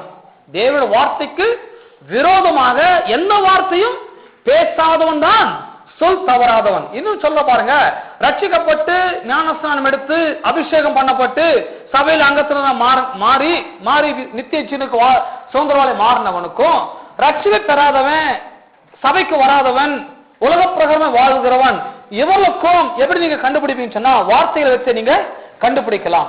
சோ இவங்க ரட்சிக்கப்பட்டவங்க, நித்திய ஜீவனுக்கு பெற்றவங்கள், கடவுளை விசுவாசித்தவர்கள், கடவுள் சொந்த ரட்சை ஏற்றுக்கொண்டவர்கள். இவன் எப்படி பேசுவான்னா தன்னோட வார்த்தையின் வல்லமை அறிந்து கொண்டு தேவையில்லாத பேசக்கூடாது, கெட்ட வார்த்தை பேசக்கூடாது, அதை பேச இதை பேசுவான்னு சொல்லி இவன் தன்னோட நாம என்ன செய்வான், அவன் அடக்கிக் கொள்வான். ஆனா வெளியில இருக்கிறாள் எப்படி பேசுவான்? அவன் இஷ்டத்துக்கு கண்ணமேனிக்கு பேசுவான், கண்ணா பின்னாலும் பேசுவான், அவன் மனசுல வரதான் பேசுவான். பொழுது பிடிஞ்சு பொழுது சார வரைக்கும் வாய திறந்து டபலபலம் பேசியிருப்பான். ஏன்னு சொன்னால் அவன் ரட்சிப்பை பெறவில்லை, நித்திய ஜீவனை வாரிசாகவில்லை. 2வது அவன் நாவின் வார்த்தையின் வல்லமை என்னது அவனுக்கு புரியவில்லை. ஆகவே அவன் அப்படி பேசுறான், நாம் அப்படி பேசுறது கிடையாது. அப்போ அவனுக்கு நமக்கு எப்படி வித்தியாசத்தை கண்டுபிடிக்க சொன்னா இந்த வார்த்தைகளை கொண்டு நாம் கண்டுபிடிக்க முடியும். அப்ப இன்றைக்கு ரட்சிக்கப்பட்டு சபைக்கு வரீங்க, நீங்க எப்படி பேசுறீங்க, நீங்க எப்படி இருக்கிறீங்க, உங்க தனிப்பட்ட வாழ்க்கையில ஞாயிற்றுக்கிழமை முட்டுருங்க. ஞாயிற்றுக்கிழமை எல்லாருமே பூரண புருஷதா இருப்போம். திங்கள்ல இருந்து சனி வரைக்கும் எப்படி இருக்கிறீங்க, அன்னைக்குதான் உங்க பூரணத்தை நாங்க பார்க்கணும். அன்னைக்குதான் என்ன பேசுறீங்க, என்ன சொல்றீங்க, என்ன சிந்திக்கிறீங்க, எப்படி வாழ்றீங்கன்றது. இந்த திங்கள் டு சனிதான் ரொம்ப முக்கியமான நாள். ஞாயிற்றுக்கிழமை முக்கியமான நாளே கிடையாது. ஞாயிற்றுக்கிழமானதான் வேற மாதிரி ஆயிடுறாங்க எல்லாரும். ஞாயிற்றுக்கிழமை இன்னைக்கு பரிசுத்த நாள், இன்னைக்கு ஓய்வு நாள், இன்னைக்கு கோயில் நாள், இன்னைக்கு பிரசங்க நாள். ஞாயிற்றுக்கிழமை மாறதை விட்டுடுங்க. திங்கள்ல இருந்து சனிக்கிழமை எப்படி மாறுறீங்க, திங்கக்கிழமை சனிக்கிழமை எப்படி பேசுறீங்க, எப்படி வாழ்றீங்க, எப்படி சிந்திக்கிறீங்க, எப்படி செயல்படுறீங்க. இந்த திங்கள் டு சனி தான் ரொம்ப முக்கியமான நாள். ஞாயிற்றுக்கிழமை விட ஞாயிற்றுக்கிழமை 2 மணி தான் இங்க வரைக்கும் போறீங்க. ஆனா 24 மணி நேரமும் மத்த நாள் வாழ்றீங்க. அந்த நாள் தான் ரொம்ப முக்கியமான நாள். எல்லாம் கவனிங்க இந்த இடத்துல. நாம் எல்லாரும் அநேக விஷயங்களில் தவறுகிறோம். ஒரு சொல் தவறாதவனானால் அவன் பூரண புருஷனும். பூரண புருஷன், பூரண புருஷன்னா யாரு? பூரண புருஷன் சொன்னா ஒரு வெள்ளை ஜுப்பா போறது கிடையாது, வெள்ளை சட்டை வெள்ளை பேண்ட் போறது கிடையாது, வெள்ளை சேலை கட்டுறது கிடையாது, வெள்ளை வெள்ளை வெள்ளை வெள்ளை ஒயிட் ஒயிட்டா. ஏன் அதெல்லாம் பேசணும்னு சொன்னா இதுக்கு நிறைய பேர் இந்த வெள்ளையதான் முக்கியப்படுத்துறாங்க. நாங்கெல்லாம் பரிசுத்தர்கள், நாங்கெல்லாம் தூய்மையானவர்கள். வெள்ளை தூய்மையை குறிக்கிறது, வெள்ளையில எந்த அழுக்கும் கிடையாது. வெள்ளைய ரொம்ப பெருசா எடுத்து பேசுறாங்க. ஆகவே அதை பேச வேண்டியதாவது. நல்லா கவனிக்கணும். இந்த பூரண புருஷன் சொன்னேன், பூரணமா வயிற்று நாட்டில் மாறுவது கிடையாது பூரணமான புருஷன். பூரண புருஷன் சொன்னால் பெர்ஃபெக்ட் மேன் சொல்றாங்க. இந்த எல்லா வகையிலும் நாம் சரியாய் இருப்பது. அதாவது இந்த வெள்ளையை பத்தி சொல்ல பாருங்க, வெள்ளை நிறத்தை நீங்க எடுத்தீங்க சொன்னா, அத சயின்டிபிக்கா நீங்க பாத்தீங்க சொன்னா, வெள்ளையில 7 கலர் தான். வெள்ளையில நாம பாக்குற மாதிரி வெள்ளையில ஒரு கலர் தான் இருக்குன்னு நினைக்கிறோம். ஆனா நீங்க நெட்ல நீங்க சர்ச் பண்ணி பாத்தீங்கன்னா, it's perfect mixture of all colours join together make white. அதாவது எல்லா கலர்ஸையும் இணைத்தால் அது வெள்ளையாக மாறிவிடுகிறதாம். கிட்டத்தட்ட 7 நிறங்கள் அந்த வெள்ளையில அடங்கி இருக்குதான். முழு ரெயின்போவே அது அடங்கினா நீங்களும் நானாச்சும் 1-2 கலர்ஸ் வந்திருக்கிறோம். ஆனா வெள்ளை போடுறவங்க 7 கலரையும் போட்டுதான் வராங்க. ஆனா நம்ம கண்ணுக்கு தெரியல. ஆனால் 7 கலர்ஸும் அது பள்ளிக்கூடம் படிக்கும் போது நல்லா ஞாபகம் வருது. ஒரு லென்ஸ் ஒன்று கொடுத்து மேல பாருவாங்க, 7 கலர் தெரிஞ்சாங்க, புடின்னு போடுவாங்க. அடுத்தது அதை பார்க்கறதுல புடிவி இன்னொரு கண்ணை விட்டுருவாங்க. அதை பார்த்து ஒண்ணு ஆழமா தெரியுது, ஊதா தெரியுதோ நீளம் தெரியுதோ தெரிஞ்சாலும் தெரியாது, தெரிஞ்சு சொல்ற விட்டுதான். ஏன்னா இன்னத்தை பார்த்து தள்ள கொட்டுவானுங்க, பின்னாடி நிற்பானு கொட்டுறதுன்னு நிற்பாங்க. பார்த்து சொல்றதுல கண்ணை இதை பிடிங்க அங்க கண்ணு கொடுத்துருவான். அந்த பார்த்த கண்ணாடி பார்த்தா வெள்ளையை தான் தரும். ஆனா அது 7 கலர்ஸ் அது இருக்குது. அப்ப ஒயிட்னா என்ன, வெள்ளைனா என்ன, வெள்ளையில 7 கலர்ஸ் இருக்குதான், 7 நிறங்கள் அடங்கிறது. அப்ப அவங்களுக்கு தெரியல, அவங்க நினைக்கிறாங்க வெள்ளையில ஒரு கலர் இல்லைன்னு சொல்லி. நீங்க அப்படி பேசவும் சொல்லுங்க, வெள்ளையில 7 நிறங்கள், முழு ரெயின்போவும் அங்கதான் பாருக்குது, முழு வானவில்லை அங்கதான் இருக்குது சொல்லிக் கொடுங்க உங்களுக்கு. ஆகவே இந்த வெள்ளையல்ல நம்மை பூரணப்படுத்துவது நம்முடைய வார்த்தைகள் தான் நம்மை பூரணப்படுத்துகிறது. ஒருவன் சொல் தவறாதவனானால் அவன் பூரண புருஷனாய் இருக்கிறான். சொல் தவறாதவன், வாயிலே நெகட்டிவா பேசாதவன், வாயிலே கடவுள் வார்த்தைக்கு விரோதமாய் பேசாதவன், கர்த்தருக்கு என்ன பண்ணிட்டாரு, கர்த்தர் நம்பிக்கைக்கு என்ன பிரயோஜனம், அவருக்கு என்ன செஞ்சிட்டாரு, என்ன இப்படி பண்ணிட்டாரு, கர்த்தர் ஒருத்தர் ஏன் இப்படி செய்யணும்னு சொல்லி இப்படி பேசுகிறவர்கள் தான் சொல் தவறுகிறவர்கள். கடவுள் வார்த்தைக்கு விரோதமாய் பேசுகிறவர்கள் அவங்களாம் பூரண புருஷர்களே கிடையாது, பூரணமானவர்களே கிடையாது. இன்னும் சொல்ல விசுவாசிகளே அவங்க கிடையாது. விசுவாசின யாரு, கடவுள் வார்த்தையை நம்புகிறவர்கள், விசுவாசிக்கிறவர்கள், அதே வாயிலிருந்து சதா காலமும் பேசுகிறவர்கள், அவர்கள் தான் விசுவாசிகள். எதனால சொல்றீங்க? ஆகவே நல்லா வளர்ந்த கிறிஸ்தவன் சொல் தவறாதவனாய் இருக்க முடியும். ஜபம்னா என்ன நினைக்கிறாங்க, எதையாவது பேசுவதுதான் ஜபம் நினைக்கிறார்கள். ஜபம் என்று சொன்னால் நாம் எவைகளை விரும்பி கேட்கிறோமோ அவைகளை பெற்றுக்கொள்வோம் என்று விசுவாசிக்க வேண்டும், அதுதான் ஜபமா இருக்கிறது. அப்போ ஜபத்துல விருப்பத்தை தெரிவிக்கிறது, ஜபத்துல விரும்பி பேசுவது. கவனிக்கிறீங்களா? சரி, 3வது நான் சொல்ல பாருங்க, 3ஆம் வசனத்தை 3 யாக்கோபு 3:3 பாருங்கள், குதிரைகள் நமக்கு கீழ்ப்படியும்படிக்கு, கீழ்ப்படியும்படிக்கு, இங்க குதிரை கிடையாது, குதிரைகள், குதிரைகள், குதிரைகள் நமக்கு கீழ்ப்படியும்படிக்கு அவைகளின் வாய்களில் கடிவாளம் போட்டு அவைகளுடைய முழு சரீரத்தையும் நடத்துகிறோம். அதாவது ஒரு குதிரை ஒரு வண்டியில நீ கட்டி விட்டீங்கன்னா அது போற வேகமே பயங்கரமான வேகமா போகும். ஒரு குதிரை ஓடிச்சுனாலே அந்த மிருகத்துக்கு சீறி பாய்கிற ஆற்றல் அந்த மிருகத்துக்கு இருக்கிறது. ஒரு குதிரையே இந்த வேகம் சொன்னா ஒரு 4 குதிரை ஒரு வண்டியில வச்சீங்கன்னா என்ன வேகமா போகும் பாருங்க. கண்ணி மேய்க்கிற நேரத்துல வண்டி சீறி பாயும், பயங்கர வேகமா போகும் குதிரைகள்லாம். அவ்வளவு ஒரு ஆற்றல் படைத்தது, வல்லமை படைத்ததுதான் குதிரை. குதிரையின் வேகத்துக்கு எதுவுமே நீங்க ஒப்பிடவே முடியாது, அவ்வளவு வேகமா போகுமா. இங்க யாக்கோபு என்ன சொல்ல வர்றாருன்னா, அவ்வளவு பெரிய ஆற்றல் மிக்க குதிரை கூட அதை நடத்துகிறவன் இந்த குதிரை காலில் போய் சொல்ல முடியாது, நீ லெப்ட்ல போ ரைட்ல போன்னு சொல்லவே முடியாது. நீ எத்தனை முறை சொன்னாலும் அது கண்ண மேனிக்கு போயிட்டு இருக்கும், கண்ணா பின்ன ஓடிடும். ஆகவேதான் குதிரை ஏறி உட்கார்ந்தோடனே அந்த குதிரை ஓட்டுற என்ன பண்ணா கையில கொடுத்துருவான், போய் கையில பிடிப்பா, உனக்கு லெப்ட்ல போனோமா ரைட்ல போனோம், இதை மட்டும் என்ன பண்ணி திருப்பினா போதும், குதிரை ஆட்டோமேட்டிக்கா திரும்பிடும். நீ கலரை பயப்படாத, வேகமா போய் சொல்லி பயந்து கீழே விழுந்துடாத. நிறைய பேர் வாழ்க்கை விழுந்துடுறாங்க, வாழ்க்கையில ஓட்ட முடியாம தவறிடுறாங்க. அப்ப குதிரை ஓட்டணும் சொல்லுவான், மேல உட்காந்தியா போயிட்டே இரு, குதிரை எவ்வளவு வேகமான போகும், ஆனா எந்த திசை வேண்டுமானாலும் திரும்புவதுதான் கையில கயிறை கூட கயிறை பிடிச்சிக்கோ, கயிறை விட்டுறாத. இந்த கயிறு தான் ரொம்ப முக்கியம்.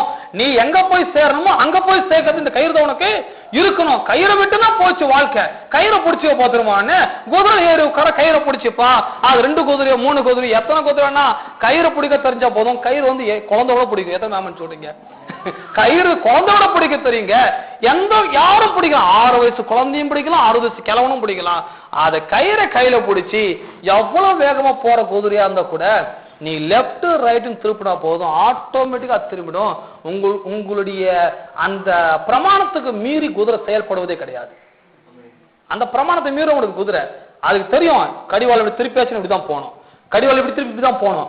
குதிரை வந்து வேகத்தை அதிகரிக்காது, வேகத்தை காண்பிக்காது. ஆனா குதிரைக்கு எந்த திசைக்கு போகணும் தெரியாது. திசையை நாம் தான் காண்பிக்க வேண்டும். ஏன்னா நாம தான் அது எஜமான இருக்கிறோம். திசையை நாம காட்டணும். நீங்க திசையை காட்டினா குதிரை கண்ணமேனிக்கு போய் எங்க தள்ளி விட்டுரும், கவுத்து மிதிச்சும் போடும். அந்த மாதிரி குதிரை இருக்குது, ரேஸ் குதிரை இருக்குது, கண்ணாமேனி ஓடுற குதிரை இருக்குது. என்ன மாதிரி குதிரையா இருந்தா என்ன? கடிவாள வாயில போட்டு கையில பிடிச்சீங்கன்னா உங்க கையில குதிரை, நீங்க சொல்றதான் குதிரை போக போகிறது. அப்ப மிருகத்தை அவர் சொல்லிட்டு அப்படி சொல்ற பாருங்க. அப்புறம் என்ன சொல்றாருன்னா, அவைகளின் முழு கடிவாளம் போட்டு அவைகள் முழு சரீரத்தையும் நடத்துகிறோம். முழு சரீரத்தையும் நடத்துகிறோம். அதாவது குதிரையை யாராச்சும் திருப்ப முடியுமா? திருப்ப முடியும். கடிவாளத்தையும் திருப்ப முடியும். ரொம்ப சிம்பிள். கடிவாளத்தை திருப்ப முடியாத என்ன? யாராலையும் திருப்ப முடியும். அது ஒண்ணு சின்ன கயிறு தான், அது ஒண்ணு பெரிய ரொம்ப வெயிட்டும் கிடையாது, ரொம்ப சிம்பிளானது.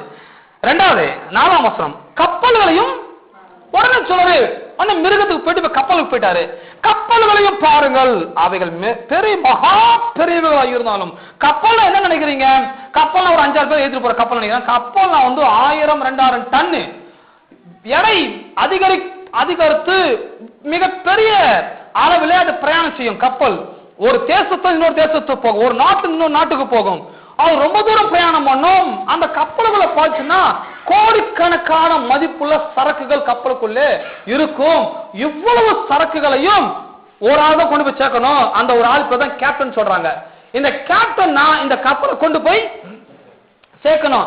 இந்த கேப்டன் அசந்துட்டாரு, கேப்டன் ஒண்ணு புரியாம தவிச்சிட்டாரு, முழுக்கிறாருன்னு சொன்னா கப்பல் வந்து நடு சமுத்திரத்திலேயே மூழ்கடிக்கப்படும். அப்பதான் அந்த யாக்கோபு சொல்றாரு, கப்பல்களை பாருங்கள் அப்படின்னு சொல்லிட்டு, அவைகள் மகா பெரியவர்களாக இருந்தாலும் கடும் காற்றுகளால் அடிபட்டாலும் அவைகளை நடத்துகிறவன் போகும்படி யோசிக்கும் இடம் எதுவோ. போகும்படி யோசிக்கும் இடம் எதுவோ. அதாவது கடுங்காற்று வருது, பெரிய புயல் காற்று வீசுது, பிரயாணத்துக்கே ரொம்ப இடையூறா இருக்குது. எப்படி நடத்துவது, எப்படி போறது, ரொம்ப குழப்பமான நடு சமுத்திரம். இந்த மாதிரி நேரத்தில் இருக்கும்பொழுது இப்ப மாலுமி என்ன பண்ணுவாருன்னு சொன்னா, மாலுமி யோசிப்பாரு. யோசனை எண்ணங்கள் ரொம்ப முக்கியம். அதுதான் இந்த எண்ணங்களை பற்றி தான் வெள்ளிக்கிழமை பேசிக்கொண்டு வருகிறேன். எண்ணங்கள் எப்படிப்பட்ட வாய்ந்தது, எவ்வளவு சக்தி வாய்ந்தது, எண்ணங்களை குறித்து ரொம்ப அருமையான செய்தி கொடுக்கிறோம். எண்ணங்களை நீங்க புரிந்து கொள்ளுங்கள். எண்ணங்கள் தான் உங்க வாழ்க்கையை, நீங்கள் போகும் திசையை நிர்ணயிக்கிறது. எண்ணங்களை பத்தி தெரிஞ்சுன்னா வாழ்க்கை நீங்க சரியான டைரக்ஷன் திருப்பிலாம். நீங்க இப்போ பாருங்க, இப்ப மாலுமி இவ்வளவு கடுங்காற்று வீசும் போது என்ன பண்றான்னா, தான் போகும் இடம் என்னவென்று யோசிப்பது மாத்திரமல்ல, யோசித்து போகும் இடம் எதுவோ அவ்விடத்துக்கு நேராக மிகவும் சிறிதான சுக்கான திருப்பப்படும். அவ்விடத்துக்கு நேராக மிகவும் சிறிதான சுக்கானாலே திருப்பப்படும். அதாவது இந்த சிறிய சுக்கான தான் நம்ம நாவுக்கு ஒப்பிட்டு பேச போறாரு, அந்த கயிறு தான் நம்ம நாவுக்கு ஒப்பிட்டு பேச போறாரு. அப்ப அவ்வளவு பெரிய கப்பலையும் அவ்வளவு விலை உயர்ந்த சரக்குகளையும் ஒரு மாலுமி எப்படி திருப்புறாருன்னு சொன்னா, சிறிய சுக்கானால் திருப்பி விடுகிறார். நார்த் சைடு ரொம்ப புயல் வீசுது, நார்த் சைடு போக முடியல, அங்க ரொம்ப சீதோஷம் ரொம்ப மோசமா இருக்கு, புயல் காற்று ரொம்ப வீசுதுன்னா அந்த மாலுமி வந்து பதவி போக மாட்டாரு, கவலைப்பட மாட்டாரு, ஊரெல்லாம் போன் பண்ணி சொல்ல மாட்டாரு, என்னங்க பண்றதால இந்த பக்கம் ரொம்ப புயல் வீசுது, என்ன பண்ணலான்னு சொல்லி இது போன பண்ணி ஜோம் இருக்க மாட்டாரு. அவர் என்ன செய்வார் சொன்னா, நார்த்ல தான் புயல் வீசுது, சவுத் நல்லாது, சவுத் சைடு அதை திருப்பிட்டு சூட காஃபி குடிச்சுன்னு போறவரு. அவர் காஃபி குடிக்க ப்ராசஸிங் நடந்துருக்குது. கப்பல் வந்து சவுத் சைடு ஒழுங்கா திரும்ப ஆரம்பித்து கொண்டு காப்பி குடிச்சு முடிக்கவும் கப்பல் சவுத் சைடு திரும்பவும் கப்பல் வேற திசையிலே நோக்கி ஓடிக்கொண்டிருக்கிறது. சுக்கான திருப்பியாச்சு. இந்த பிரமாணத்துக்கு மாறாக கப்பல் மாறப்போவது இல்லை. இது கண்டிப்பா திரும்பிடும். அதுக்காக நான் கலவரப்படணும். ஆகவே இயேசுனார், ஆதலால் நீங்கள் கேட்டுக்கொள்ளப்படுவீர்கள் எவைகளோ அவைகளை பெற்றுக்கொண்டோம் என்று விசுவாசிங்கள். இந்த சுக்கான் தான், அந்த கேட்கதான் சுக்கான். கேட்டீங்க, நோய்க்கு கேட்டீங்க, கஷ்டத்துக்கு கேட்டீங்க, பிரச்சனை சொல்லிட்டீங்க, வார்த்தையை அறிக்கை செஞ்சீங்க, அறிக்கை செஞ்சு விசுவாசிங்க. சொன்னது சொன்னபடிதான் நடக்க போகுது. நான் என்ன சொன்ன அதான் எனக்கு ஆக போகிறது. நீங்க ஃப்ரீயா இருங்க, ரொம்ப சந்தோஷமா இருங்க, சமாதானமா இருங்க. நீங்க சொல்லுகிறபடிதான் உங்களுக்கு ஆகும். அத பாருங்க, இங்க படிக்கிறீங்க, கப்பல்களை பாருங்கள். கடும் காற்றுகளால் வாழ்க்கை இன்றைக்கு நடத்தும் போது உங்க வாழ்க்கை கடும் காற்று வீசுகிறது, புயல் காற்று வீசுகிறது, பிரச்சனைகள் அலை மோதுகிறது, போராட்டங்கள், சஞ்சலங்கள் பயங்கரமா வாழ்க்கையை நோக்கி வருகிறது. என்ன பண்ணின்னு இருக்கிறீங்க நீங்க? புயல் காத்து ஊரெல்லாம் போன் பண்ணி சொல்லிருக்கீங்களா? ஊருக்கெல்லாம் லெட்டர் எழுதி போறீங்களா? பாஸ்டர் எங்களுக்காகவும் ஜெபம் பண்ணுங்க, நிலைமை ரொம்ப மோசமா இருக்குது. பாஸ்டர் எங்க வீட்டுக்கு ஒரு முறை வந்துட்டு நீங்க விசிட் பண்ணிட்டு போங்க, இங்க நிலைமையே சரி கிடையாது. இப்படி புலம்புறீங்களா? இப்படி தவிக்கிறீங்களா? அதெல்லாம் விட்டுட்டு வாழ்க்கையில என்ன சூறாவளி வீசுனா என்ன, புயல் காற்று அடிச்சா என்ன, இந்த வாழ்க்கையே திசை திருப்பக்கூடிய சக்தி வாய்ந்த ஆற்றல் மிக்க நாவு எனக்குள் இருக்குது.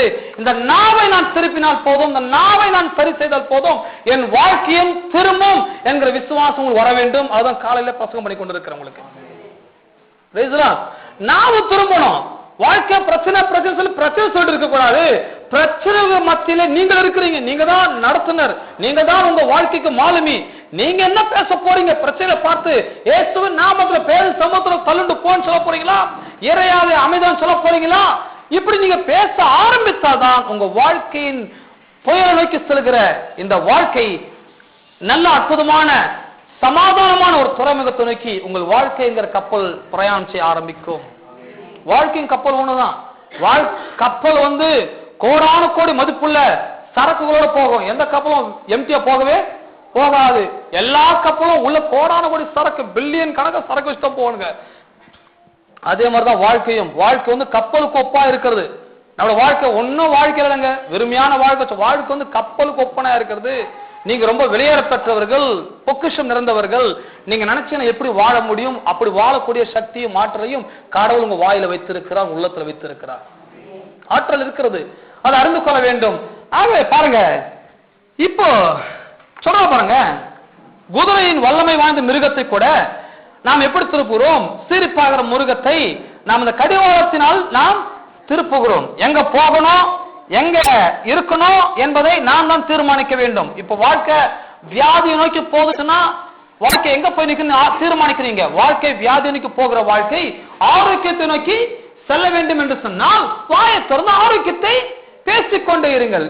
கர்த்தர் என்னுடைய பரிகாரியா இருக்கிறார், அவர் அப்பத்தின் தண்ணீரை ஆசிரிப்பார், வியாதி என்னை விட்டு விலக்குவார், வாதின் கூடாரத்தனது பொல்லாப்போன் நேரிடாது, அவர் இடித்த நாட்கள் திருப்தியாக்கி என் ரட்சிப்பை அவர் எனக்கு காண்பிப்பார் சொல்லி அனுதினமும் இதையே நீங்க சொல்லிக்கொண்டே இருக்க வேண்டும். எப்படி ஒரு டாக்டர் ஒரு ரிப்போர்ட் கொடுத்த உடனே டாக்டர் ரிப்போர்ட் கொடுப்பாங்க பாருங்க, அது எத்தனை நாள் சொல்றோம், சாகிற வரைக்கும் அதை சொல்லிட்டு தான் இருப்போம். எனக்கு இந்த டாக்டர்கிட்ட போனேன், இந்த ரிப்போர்ட் கொடுத்தாரு, அந்த டாக்டர் அவர் அந்த ரிப்போர்ட் கொடுத்தாரு, எனக்கு இந்த நோய் வந்துருதான், அந்த நோய் வந்துருதான், எங்களுக்காக ஜெபம் பண்ணுங்க, எங்களுக்காக ஜெபம் பண்ணுங்க. ஊரெல்லாம் நோயை பத்தி சொல்லி ஊர்ல ஜபத்துக்காக என்னத்தை ஜெபம் பண்றது, நோயை பத்தி விதைக்கிறீங்க, விதைச்சிட்டே இருக்கிறீங்க, சொல்லி சொல்லி சொல்லி சொல்லி நோயை உங்களுடைய வாழ்க்கை தண்ணியை ஊத்தி ஊத்தி வளர்க்குறீங்க. எல்லாத்தையும் இதை ஜெபம் பண்ண சொல்றீங்க. ஒரு வாட்டி ஜெபம் பண்ணா அது நடத்தி விசுவாசிக்கிறோம், விசுவாசித்து அதுக்கப்புறம் நோயை பத்தி பேசக்கூடாது. கர்த்தரின் பரிகாரியா இருக்கிறார், அவர் 40 தண்ணி மாசத்து வியாதி என்ன விட்டு விளக்குவார்னு சொல்லி நாளெல்லாம் பொழுதனைக்கெல்லாம் இரவும் பகலும் இதையே சொல்லிட்டு இருக்கும் போது நோயின் திசையிலே போகிறவங்க வாழ்க்கை ஆட்டோமேட்டிக்காக ஆரோக்கியத்தின் திசையை நோக்கி ஓடிக்கொண்டிருக்கும். இதுதான் பிரின்சிபல், இதுதான் வாழ்க்கையினுடைய தத்துவம். இந்த தத்துவத்தை விட்டுட்டு வேற ஏதாவது தத்துவம் கையில பிடிச்சு நிக்காதீங்க. இதான் வாழ்க்கையின் பிரின்சிபல், இதை பொறுத்துக் கொள்ளுங்கள். வாழ்க்கை கஷ்டத்தை நோக்கி போதா, வறுமை நோக்கி போதா, பிரச்சனைக்கு போலாம், வாயை திறந்து என் தேவன் தம்முடைய ஐஸ்வர்யத்தின்படி என்னுடைய குறைவெல்லாம் கிறிஸ்து இயேசு மகிமையில நிறைவாக மாற்றுவார். குறைச்சல பேசாதீங்க, கஷ்டத்தை பேசாதீங்க, நிறைவை பேசுங்க, ஆசீர்வாதத்தை பேசிக்கொண்டே இருங்கள். கர்த்தரை மேய்ப்பவராக நான் தாழ்ச்சி அடையேன், இதை சொல்லிட்டே இருக்கணும். சொல்லிட்டே இருக்க தாழ்ச்சி இல்லாத ஒரு வாழ்க்கையின் துறைமுகத்தை நீங்கள் போய் சேருவீர்கள். இங்க இருக்கிற எல்லாரோட வாழ்க்கை எப்படி மாற நினைக்கிறீங்க? 352 கோயிலுக்கு வருவதனால இல்ல, உங்க வார்த்தை என்றைக்கு மாறுகிறதோ அன்றைய வாழ்க்கை மாறுகிறது. வார்த்தை மாறாத வரைக்கும் வாழ்க்கை மாற போவதே இல்லை. வாயிலிருந்து வர வார்த்தை சும்மா தான் நாங்க சொல்லிட்டேன், சும்மா சொன்ன என்ன போகுதுன்னா, சும்மா சொன்னாலும் பிரச்சனை இருந்தா காமிக்க போறேன் உங்களுக்கு. சும்மா ஒரு சின்ன வார்த்தை வாயிலிருந்து வரவே கூடாது. வந்துச்சுன்னா அதை நீங்க அனுபவிப்பீர்கள். ஏன்னு சொன்னால் அவன் சொன்னபடி அவனுக்கு ஆகும். சொல்ற பாருங்க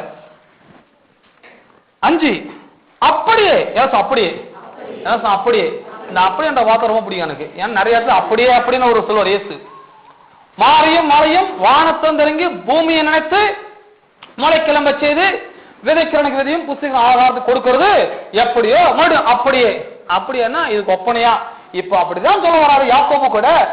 அப்படியே இந்த கப்பல் குதிரை எது காமிச்சேன் இதை பத்தி தெரிஞ்சது கிடையாது.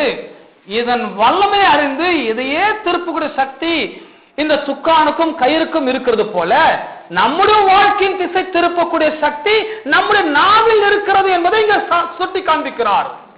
எத்தனை பேர் விசுவாசிக்கிறீங்க உங்க வாழ்க்கையின் திசையை உங்கள் நாவினாலே திருப்ப முடியும்? இந்த காலை நேரத்துல என்னால என்ன பண்ண முடியும், நான் உங்களுக்கு ஜாம் பண்ண எல்லாம் உங்களுக்கு ஆகும் அப்படி சொல்றதுக்குள்ள நான் வர வைக்கலைங்க.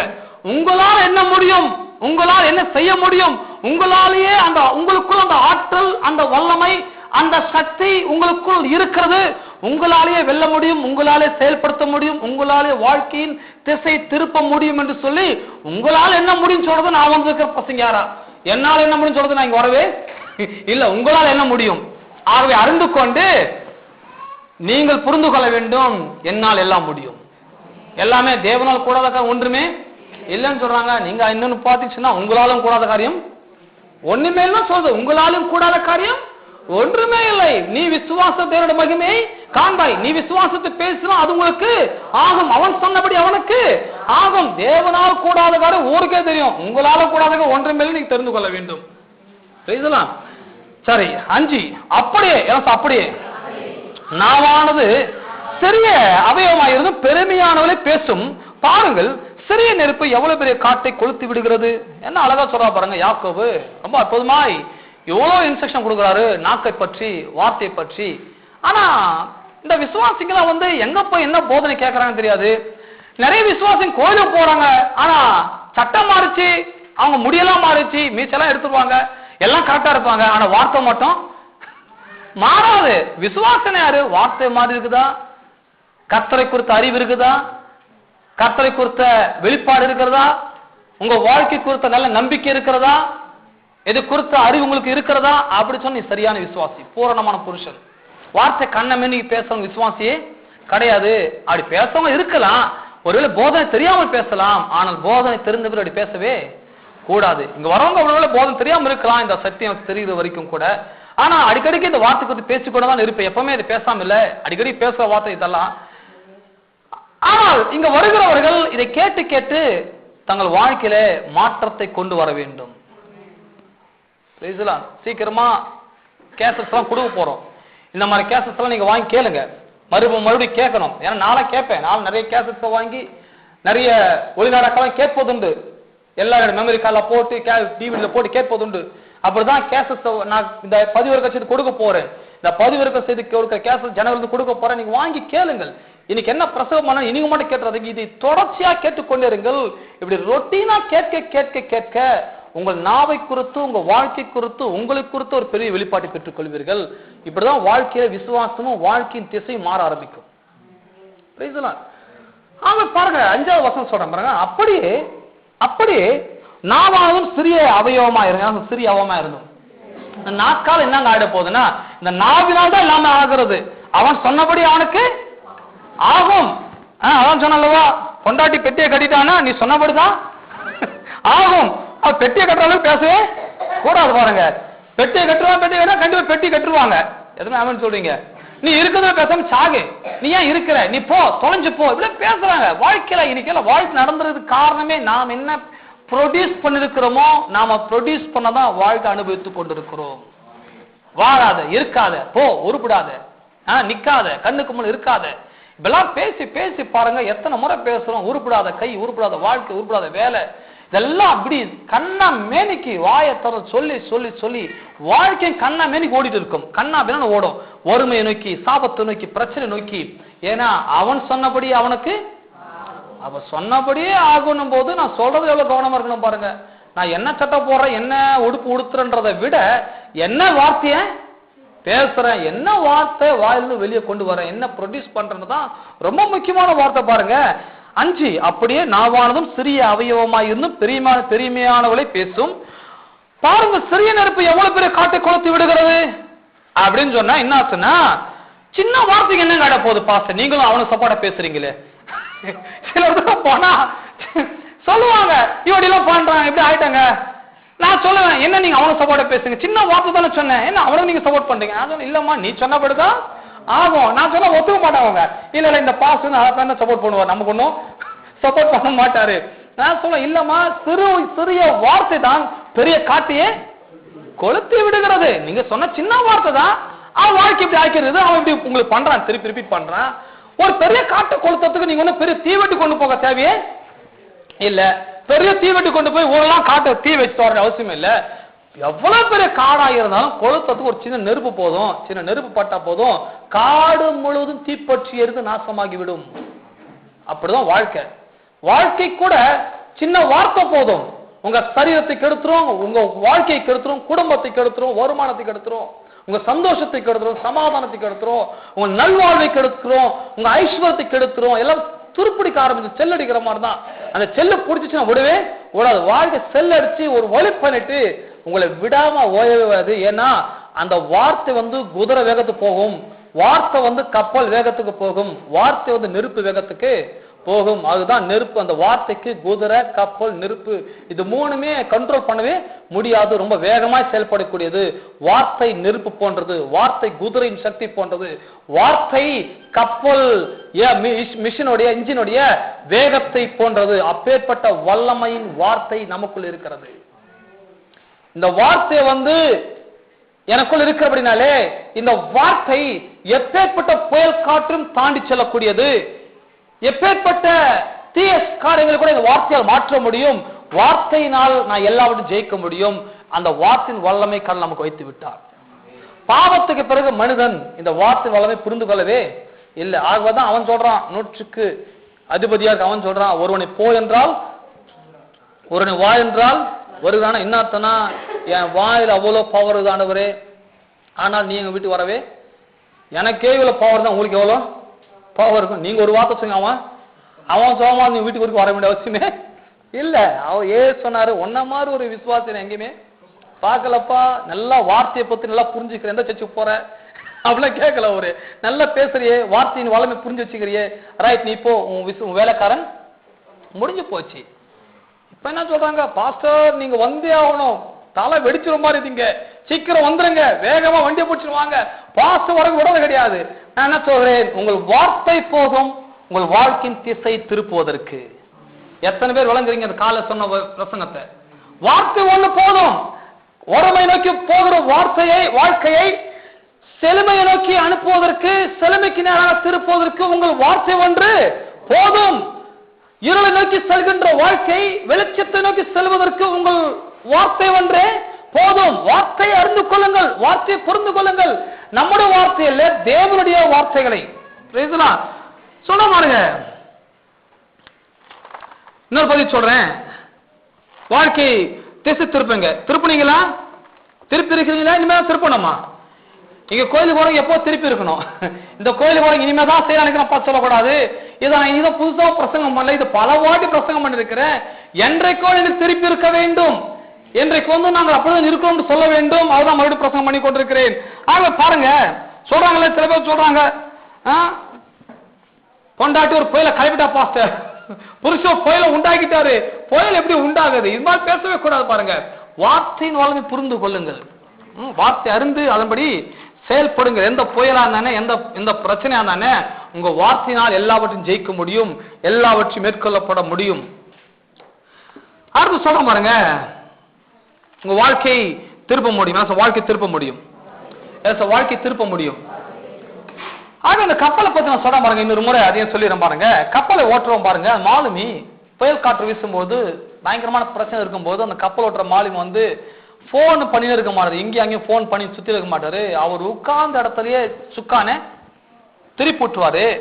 அப்போ மக்கள் இன்னைக்கு என்ன பண்றாங்கன்னா, வாழ்க்கையில பிரச்சனை வந்த உடனே இவருக்கு லெட்டர் போட்டியா, அவருக்கு லெட்டர் போட்டியா, இவருக்கு போன் பண்ணியா, அவருக்கு போன் பண்ணியா இந்த பாஸ்டர் கொஞ்சம் போன் பண்ணிட்டு வா, இவரும் கொஞ்சம் ஜாம் பண்ணிட்டோம், அவருக்கு கூட கொஞ்சம் போன் பண்ணிட்டோம், அவரும் ஜாம் பண்ணிட்டோம். ஊர்ல இருக்க எல்லா பாஸ்டருக்கும் போன் பண்ணி பிரச்சனை நேரத்துல நீங்க போனை தேடி ₹1 காயினை போட்டு நம்பரை போட்டு அவங்களுக்கு போய் ரிங்கு சேர்ந்து அவங்க எடுத்து யாருக்கு பேசலாம் கேட்டு பிரச்சனை சொல்றீங்க. ஒரு வழி ஆயிடும் வாழ்க்கை. லெட்டர் போடுவாங்க சில பேர், பேப்பர் எடுத்து லெட்டரை எழுதி போஸ்ட் பாக்ஸ தேடி உள்ள போட்டு இது அங்க போய் சேர்ந்து அவங்க பதில் லெட்டர் நம்ம கிட்ட கையில வந்து கிடைக்க வரைக்கும் ஒரு வழி ஆயிடுவாங்க. வாழ்க்கை பிரச்சனை வேற மாதிரி போயிடும்.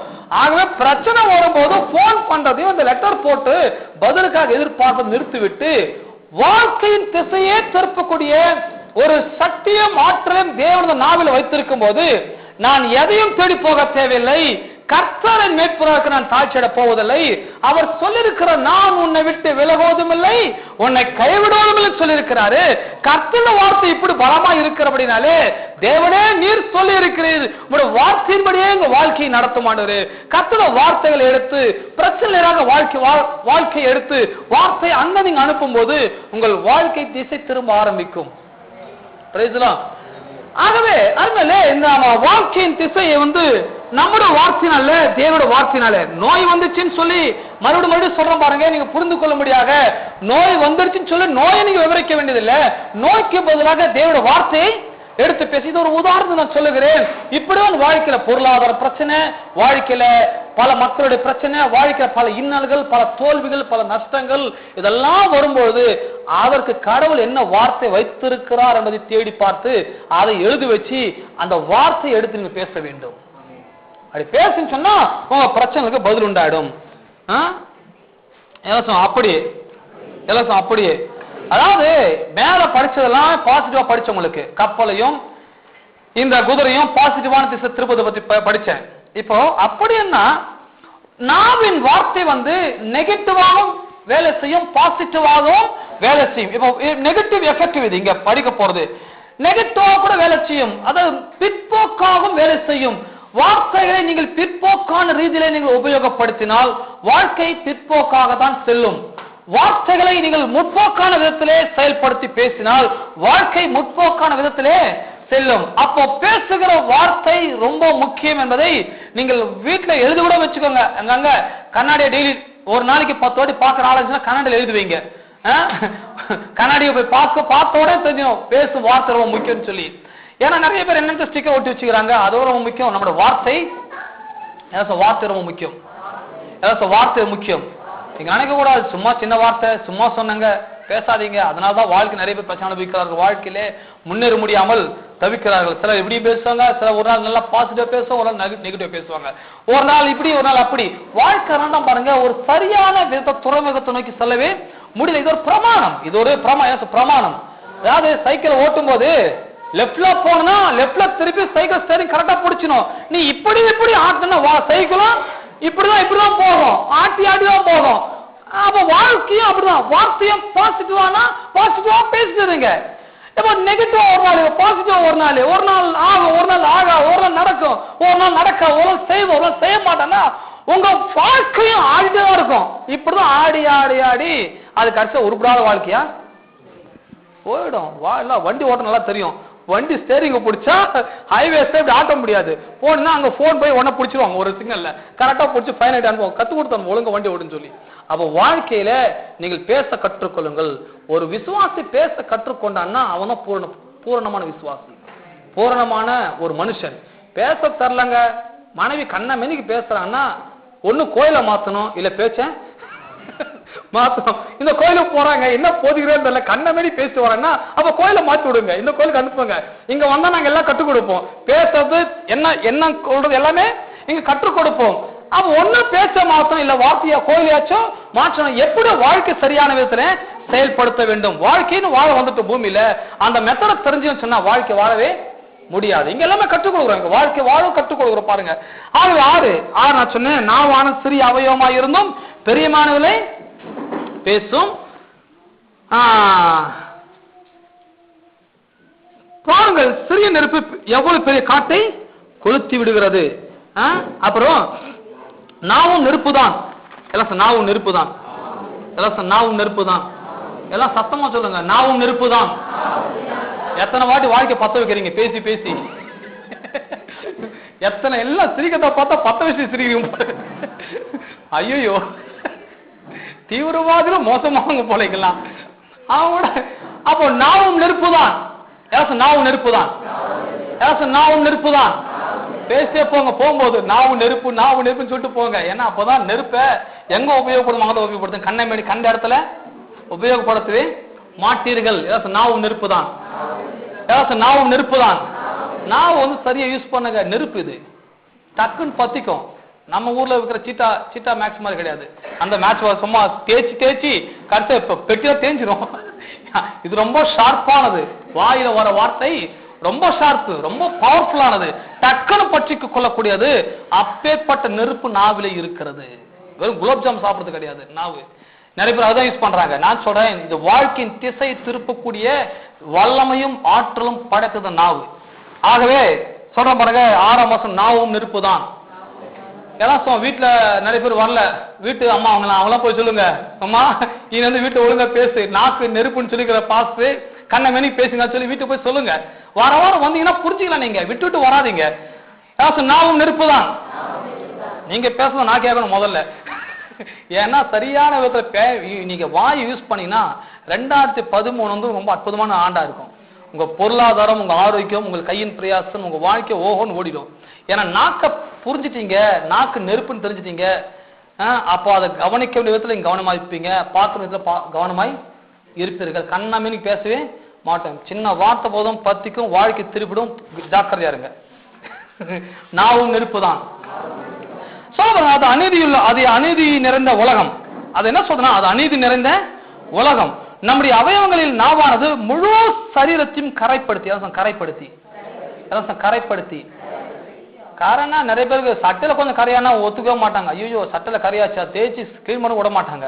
அதை விட மிக முக்கியமாக நாவால கரைப்பட்டுமா வாழ்க்கை. நாவினால் வாழ்க்கை கரைப்படுத்தப்பட்டுவிடும். பாருங்க, நாவும் அது அநீதி நிறைந்த உலகம். நம்முடைய அவயவங்களில் நாவானது முழு சரீரத்தையும் கரைப்படுத்துவது மாத்திரமல்ல, ஆயுள் சக்கரத்தை கொளுத்தி விட்டுருமா. ஆயுள் சக்கரத்தையே அதை புரிஞ்சுக்குங்க. அதாவது வாயை திறந்து பேசாம இருந்தாலேயே நீங்க 80 வருஷம் வாழ்ந்துடலாம். பேசாம சைலண்டா அந்த கட்சிப்பை கட்டிட்டு சைலண்டா இருந்தாலேயே பைபிள் பிரமாணத்தின்படி பலத்தின் மிகுதியால் 80 வருஷம் உயிர் வாழும் பைபிள் சொல்லுது. வாயை திறந்து பேசாம சாப்பிட்றது மட்டும் வாயை திறந்து சாப்பிட்டு டக்குன்னு கட்சி பத்து கட்டிட்டீங்கன்னு சொன்னா 80 வருஷம் சாலடி நீங்க வாழலாம். இந்த 80 வருஷம் வாழ்கிற வாழ்க்கையை பேசி பேசி கொளுத்தி 80 வருஷம் வாழ்றாலே 40, 50, 60 டக்கு டக்கு டக்குன்னு எங்க பார்த்தாலும் போஸ்ட் இப்ப ஒட்டிதான் இருக்கிறாங்க. ஏன்னா நாவும் நெருப்பு தான் சொல்லப்பட்டது. இது எதுக்கு? ஆயுள் சக்கரத்தையே அந்த நெருப்பு வந்து காட்ட கொளுத்தும். நம்ம வாயில வர வார்த்தை நம்முடைய வாழ்க்கையே கொளுத்தும், நம்முடைய ஆயுஷ கொளுத்திடும். நம்முடைய ஆயுள் நாட்களையே நீங்க எத்தனை ஆயுள் காப்பீட்டை போட்டாலும் இதுக்கு முதல்ல காப்பீடு போடுங்க. இதுக்கு முதல்ல வார்த்தை கவனத்தை வைங்க. இந்த நாவு வந்து ஆயுள் சக்கரத்தை கொளுத்தி விடும். வாழ வேண்டிய 80 வயசை வந்து குறைச்சிடாதீங்க. கொளுத்தி டெய்லி காலேஜ் கொளுத்தாதீங்க. டெய்லி காலேஜ் என்ன வாழ்க்கை என்ன போது விடுச்சா இன்னைக்கு என்ன சந்திக்குமா அப்படி கொளுத்தாதீங்க. கால் எந்திரிச்சு சொன்ன தேவனே, இந்த புதிய நாளை நான் ஆசீர்வதிக்கிறேன். நான் நீடித்த நாட்களை திருப்தியாக்கி என் ரட்சிப்போட காண்பியும் சொன்னீர் ஆண்டவரே. உன்னோட வார்த்தையின்படி இன்னைக்கு எனக்கு ரட்சிப்பை காண்பியும். உன்னோட வார்த்தையின்படி எனக்கு நீடித்த நான் திருப்தியாக்கும். தேவனே நீர் மேய்ப்பராக்கு நான் தாழ்ச்சி அடைய மாட்டேன். அதிகால பெட்டை விட்டு சொன்ன இப்படி பேசுங்க, இப்படி பேசி வாழ்க்கை துவங்குங்கள், ஜெபம் பண்ணுங்க, கர்த்தரை ஸ்தோத்திரிங்க, அந்த நாளுக்காக தேவன் நன்றி செலுத்துங்க, உங்களை கையில் பிரயாசத்தை ஆசீர்வதிங்க. அந்த நாளும் உங்க ஆயுஷும் எல்லாமே ஆரோக்கியமா இருக்கும். பொழுதனைக்கும் சபிச்சு, பொழுதனைக்கும் திட்டி, பொழுதனைக்கும் பேசி கண்ணை மேனிக்கு நெருப்பை பத்த வச்சு வாழ்க்கையை சீரழித்துக் கொள்ளாதீர்கள்.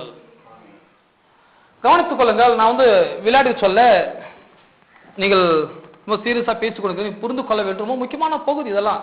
ஏன்னா நிறைய விசுவாசிகள் வாழ்க்கையில இன்னைக்கு முன்னேற்றம் இல்லை, ஆரோக்கியம் இல்லை, வருமானம் இல்லை, ஆசீர்வாதம் கிடையாது, என்ன செஞ்சாலும் விளங்கல, உருப்படல, ஆகல, நடக்கல. என்ன அர்த்தம்? கண்ணமேனி பேசுவதனால நடந்து கொண்டிருக்கிறது. எதுனா சொல்றீங்க? சரி, 8ஆம் படிக்க பாருங்க. அப்படியே படிச்சு வர சீக்கிரம் முடிச்சிடறேன். நாவும் நெருப்பு தான். அது அநீதி நிறைந்த உலகம். நம்முடைய அவயவங்களின் நாவானது முழு சரீரத்தையும் கரைப்படுத்தி ஆயுள் சக்கரத்தை கொளுத்தி விடுகிறதாயும் நரக அக்னியினால் கொளுத்தப்படுகிறதாயும் இருக்கிறது. எதையாச்சும் வீட்டுல ஒட்டினா இந்த வசனம் ஒட்டி வைங்க. கர்த்தர் மேய்ப்பர் நான் தாழ்ச்சின்னு எல்லாருக்குமே தெரியும். ஆனா இந்த மாதிரி வசனம் நிறைய பேருக்கு தெரியும். இதை ஒட்டி வைங்க, இதை பிரிண்ட் பண்ணி கரெக்டா ஒட்டி வைங்க வாசலுக்கு நேரா. வாரம் கரெக்டா பேசுவாங்க அதை பார்த்து. 7ஆம் வசனம், சகல விதமான மிருகங்கள், பறவைகள், ஊரும் பிராணிகள், நீர் வாழும் ஜந்துக்கள் ஆகிய இவைகளின் சுபாவம் மனுஷ சுபாவத்தால் அடக்கப்படும், அடக்கப்பட்டதும் உண்டு. நாவை அடக்க ஒரு மனுஷனாலும் கூடாது. அது அடங்காத பொல்லாங்கம் உள்ளதும் சாவுக்கேதுவான விஷம் நிறைந்ததுமாய் இருக்கிறது. பாத்தீங்களா நாவு எவ்வளவு மோசமானது பாத்தீங்களா? அதான் சொன்னேன், இது நெகட்டிவாவும் வேலை செய்யும், பாசிட்டிவாவும் வேலை செய்யும். அது அடங்காதது, அது பொல்லாதது, அப்புறம் சாவுக்கேதுவான விஷம் நிறைந்தது. விஷம் நிறைந்தது, விஷம் நிறைந்தது. நாம நினைக்கிறோம் பாம்புக்கு தான் விஷம் சொல்லி, ஆனா நாவிலே விஷம் இருக்குது. விஷம் வெறும் தீமைக்கு மாத்திரம் அல்ல, நன்மைக்கும் யூஸ் பண்ண முடியும். எத்தனை ஆமென் சொல்றீங்க? அது நல்லதுக்கும் செயல்படுத்த முடியும். அப்ப நாக்கு அப்போ தீமைக்கு யூஸ் பண்ணா தீமையாக மாறும், நன்மைக்கு யூஸ் பண்ணா அது நன்மைக்கு எதுவாக தான் மாறும். அப்போ அப்படி பாருங்க, துதித்தலும் சபித்தலும் ஒரே வாயிலிருந்து புறப்படுகிறது. மேல 9 படிக்கிறோம். அதனால் நாம் பிதாவாகிய தேவனை துதிக்கிறோம், தேவனை சாயல்படி உண்டாக்கப்பட்ட மனுஷர் அதனாலே சபிக்கிறோம். சபித்தலும் துதித்தலும் ஒரே நாவில் வருகிறது. என் சகோதரே இப்படி இருக்க லாகாது, இப்படிலாம் இருக்கக்கூடாது. அவர் சொல்லி தராரு, முதல்ல வாயை தான் மாத்துறது. அவரு யாக்கோபு கோழி கூட விசுவாசி எதை மாத்துறாரு? முதல்ல என்ன மாத்துறாரு? வாயில எப்படி பேச்ச வச்சு எப்படி பேச அதான் மாத்த. இன்னைக்கு இருக்க சபைகள்லாம் ட்ரெஸ்ஸை மாத்துறாங்க. முதல்ல கோயிலுக்கு வந்துட்டீங்களா, முதல்ல ட்ரெஸ்ஸை மாத்துங்க. இந்த கலர் எல்லாம் உள்ள வரக்கூடாது, இது பரிசுத்தமான ஸ்தலம். ட்ரெஸ்ஸை மாத்துறாங்க, நகையில மாத்துறாங்க. ஆனா யாக்கோபு ட்ரெஸ் நகைகள்லாம் பெரிய கவனத்தை கொடுக்கல. விசுவாச ட்ரெஸ் நகை முக்கியம், அதை விட மிக முக்கியமான நாவு. நாவு அவனும் சரியா இருப்பான். நாவை சரிப்படுத்திக் கொள்ளுங்கள் சகோதரர், இப்படி இருக்கக்கூடாது, இப்படி இருங்கன்னு சொல்லி அவர் கற்றுக் கொடுக்கிறார். அதை கற்றுக்கொள்ள வேண்டும். ஆகவே நிறைய இருக்குது, உங்களுக்கு சொல்ல நேரம் இல்லை, நான் முடிச்சதோட நாவிலே அவ்வளவு பெரிய ஆற்றல் உள்ளது. நாவில் அவ்வளவு பெரிய ஆற்றல் உள்ளது. வசனங்களை எடுத்து நாம அறிந்து கொள்ள வேண்டும். அதை சொல்ற பாருங்க, சில சொல்றாங்க கர்த்தர் கொடுத்தாரியா, கர்த்தர் எடுத்தார். இப்படி பேசுவாங்க சில பேரு. கர்த்தர் கொடுத்தார், கர்த்தர் எடுத்தார்னு யோபு சொன்னான். ஆனா அவன் தெரியாம சொன்னான். அவனே சொல்லிட்டான், நான் தெரியாம பேசிட்டேன், இதெல்லாம் என் அஜ்ஞானத்துல பேசிட்டேன், அறிவின்னாமல் பேச சொல்லி வாயை கழுவி அவன் சரியா பேச ஆரம்பிச்சுட்டான். ஆனா இத்தனை வருஷமாயும் மக்கள் இதை மாத்த மாட்டாங்க. என்ன நடந்தாலும் கர்த்தர் செயல், கர்த்தர் கொடுத்தார், கர்த்தர் எடுத்தார், இப்படி கர்த்தர் சொல்லிடுறாங்க பாருங்க. வசனம் சரியாக ஹேண்டில் பண்ண தெரியல பாருங்க அவங்களால. ஒரு குடிகாரனோட பார்த்து சொன்னா பாருங்க, குடிக்க கூடாது, குடிச்சா உடம்பெல்லாம் கெட்டுடும் பிரதர், உடம்பு ஆரோக்கியமே ஸ்பாயில் ஆயிடும் அப்படின்னு சொல்லும்போது அவர் சொன்னாரு, என்ன பாஸ்டர் குடிக்க கூட பைபிள் எங்க சொல்லிருது? அவரு நான் தனியா பைபிள் பிரிண்ட் பண்ண போல, குடிக்க கூடாது இங்க சொல்லி பாரியான்னு சொல்லி குடிக்க கூட எங்க சொல்லிருது? அப்ப அவர் நம்ம ஒன்றும் காமிக்க முடியல. அவரும் சொன்னாரு, பவுல் சொல்லலையா தீமோத்தேயுக்கு, உன் சரீரத்துக்கு உன் ஆரோக்கியத்தை கொஞ்சம் நீ திராட்சரசத்தை எடுத்துக்கோ, ஆங்கிலத்துல வைனை எடுத்துக்கோன்னு சொல்லாது, வைனை கொஞ்சம் எடுத்து என்ன தப்பாயிட போகுது? பவுலே தீமோத்தேயுக்கு குடிக்கணும் சொல்லியிருக்காரு. ஐயா அது உடம்பு செல்லாதவனுக்கு கொஞ்சம் மருந்துக கொடுத்துருக்காருயா, அதே நீ இப்படி அதிகமா எடுக்கிறியே அப்படின்னு நான் சொன்ன போது பாருங்க, அந்த காலத்துல இப்ப நிறைய பேர் நம்ம இல்லைன்னு நினைக்கிறீங்க. ரொம்ப காலத்துக்கு மேல இந்த பிரெக்னன்ட், இந்த பிரசவம் ஆகி ஆஸ்பத்திரி போறவங்களுக்கு ஒரு மூடி பிராந்தி ஊற்றி அனுப்பாங்க வாயில. அந்த பிராந்தி எதுக்குன்னு சொன்னா, அந்த கிருமிகள் அவங்களை அஃபெக்ட் பண்ணாமறதுக்கு சில நோய் எதிர்ப்பு சக்திக்காக ஒரு மூடி பிராந்தியை அந்த டெலிவரி ஆகிற அந்த ஸ்திரீக்கு கொடுத்து அனுப்புவாங்க. அந்த காலத்து இப்ப எங்க கிராமத்துல இருக்குன்னு நினைக்கிறேன். ஆனா இப்ப அது மாதிரி யாரும் கொடுக்கறதில்ல. அவர் சொன்னாரு, நானும் இந்த மருந்து மாதிரி தான் யூஸ் பண்றேன். என்ன மருந்து மாதிரி யூஸ் பண்ற? பாட்டிலாம குடிக்கிறீங்க, மருந்துல கொஞ்சமா குடிக்கணியா, நீ பாட்டு கண்ணமேனி குடிக்கிறீன்னா அவர் சொன்னாரு, விளங்கல நான் என்ன சொல்ல புரிஞ்சுக்கலாம். அவரு நீங்களே சொல்லிட்டீங்கல்ல, பிரெக்னன்ட் அடிக்கலாம் பிராண்ட் ஊத்தாலும் நானும் ஊத்திக்கிறேன், டெய்லி மருந்து மாதிரி எடுக்கிறேன், ரொம்ப வேலை செய்யறேன், ரொம்ப களைப்பாருது, என் களைப்பு தீர்றதுக்கு நானு மருந்து மாதிரி எடுக்கிறேன். இதெல்லாம் நிறைய தான் அந்த மனதை குறித்த போதனை இதெல்லாம் பேசுவேன் நான். மனம் என்றால் என்ன, மனதை எப்படி நாம் சீராக்குவது. வெள்ளிக்கிழமை வந்தீங்கன்னு சொன்னா இந்த மனதை குறித்த ஒரு அருமையான சத்தியத்தை நான் போதித்துக்கு வருகிறேன். அதுவும் போனவா ரொம்ப அற்புதமான சத்தியம் போதிச்சேன். நீங்க வந்தீங்கன்னா புரிந்து கொள்ளலாம். மனமும் வார்த்தையும் உள்ளமும் தான் ரொம்ப முக்கியமானது. ஆகவே இந்த கோயில அதிகமாய் கவனம் செலுத்தினா அந்த மனதுக்கும் வார்த்தைக்கும் இந்த உள்ளத்தை ரொம்ப நாங்க அதிகமாக கவனத்தை செலுத்தி பேசுகிறோம். ஏன்னு சொன்னால் உங்கள் வாழ்க்கையின் திசையை திருப்பக்கூடிய இந்த மனதுக்கு சக்தி இருக்கிறது, இந்த வார்த்தைக்கும் சக்தி இருக்குது, உங்க உள்ளத்துக்கும் சக்தி இருக்குது. ஆகவேதான் இந்த கோயில இந்த மனம் உள்ளம் வார்த்தை இதையே குறிக்கோளா வச்சு இதையே மறுபடியும் பேசிக் கொண்டிருக்கிறோம். அடுத்தபடி சொல்ல பாருங்க, தேவனுடைய வார்த்தை வெறுமையை திரும்ப போகுது இல்ல. ஏசாயா 55:11 சொல்லப்படுது, வசனம் வெறுமையை திருப்ப வேண்டாம். நான் சொல்லுகிறேன், ஏசாயா 55:11 படிச்சு சொன்னா, என் வாயிலிருந்து புறப்பட்டு வருகிற வசனம் வெறுமையாய் என்னிடத்துக்கு திரும்புவது இல்லை. வெறுமையால் என்னிடத்துக்கு திரும்புவது இல்லை. அதாவது கர்த்தர் சொன்னாரு, என் வார்த்தை அனுப்பிட்டேன், அனுப்புனா வெறுமையா ரிட்டர்ன் ஆக போறதே இல்லை. அப்புறம் கடவுள் வார்த்தை ரிட்டர்ன் ஆகும்.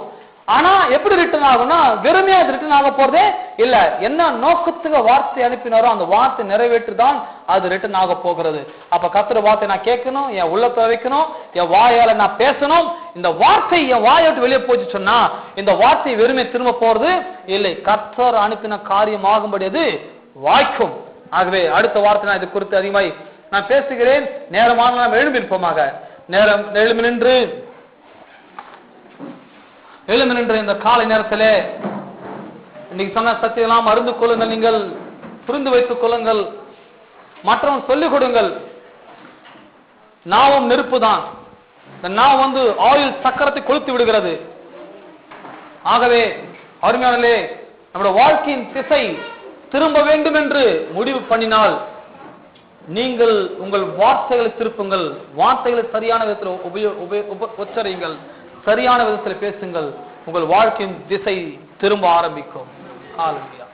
இயேசுவின் நாமத்தில் பிதாவே, உங்களுடைய தசமான காணிக்கை எடுத்துக்கொள்ளும். நான் காத்து காணிக்கை செலுத்துவோமாக. தசமான காணிக்கை நாம் எடுத்துக்கொள்வோம். எல்லாரும் என்னோட சேர்ந்து சொல்லுங்கள், என் ஆலயத்தில் ஆகாரம் உண்டாயிருக்கும்படி தசமபாகங்கள் எல்லாம் பண்டக சாலையிலே கொண்டு வாருங்கள். அப்பொழுது நான் வானத்தின் பலகணிகளை திறந்து இடம் கொள்ளாமல் போக மட்டும் நான் உங்கள் மீது ஆசீர்வாதத்தை வருஷிக்க மாட்டேன் என்று, அதனாலே நீங்கள் என்னை சோதித்து பாருங்கள். தேவனே, நீர் சொல்லியிருக்கிறீர், தசமபாகங்களையும் காணிக்கைகளையும் கொண்டு வந்தால் நான் உன்னை ஆசீர்வதிப்பேன் என்று நீர் சொல்லியிருக்கிறீர். நீர் சொன்னபடினாலே நாங்கள் உமக்கென்று கொடுக்கிறோம். உம்முடைய வார்த்தையின்படியே எங்களுக்கு வானங்கள் திறக்கப்படட்டும், இடங்கொள்ளாமல் போக மட்டும் நாங்கள் ஆசீர்வதிக்கப்படுவோமாக. எங்களுடைய குறைவுகள் எல்லாம் நிறைவாக மாறுவதாக கொடுங்கள், அப்பொழுது உங்களுக்கு கொடுக்கப்படும் என்று சொன்னீரே. ஆண்டவரே, நாங்கள் கொடுக்கிற இந்த காணிக்கையை ஏற்று அங்கீகரித்து எங்கள் வாழ்க்கையிலே எல்லா குறைவுகள் நிறைவாக மாறட்டும். ஆமென். ஒரு பாடலை பாடும்போது நாம் கர்த்தருக்கு காணிக்கை செலுத்துவோமாக.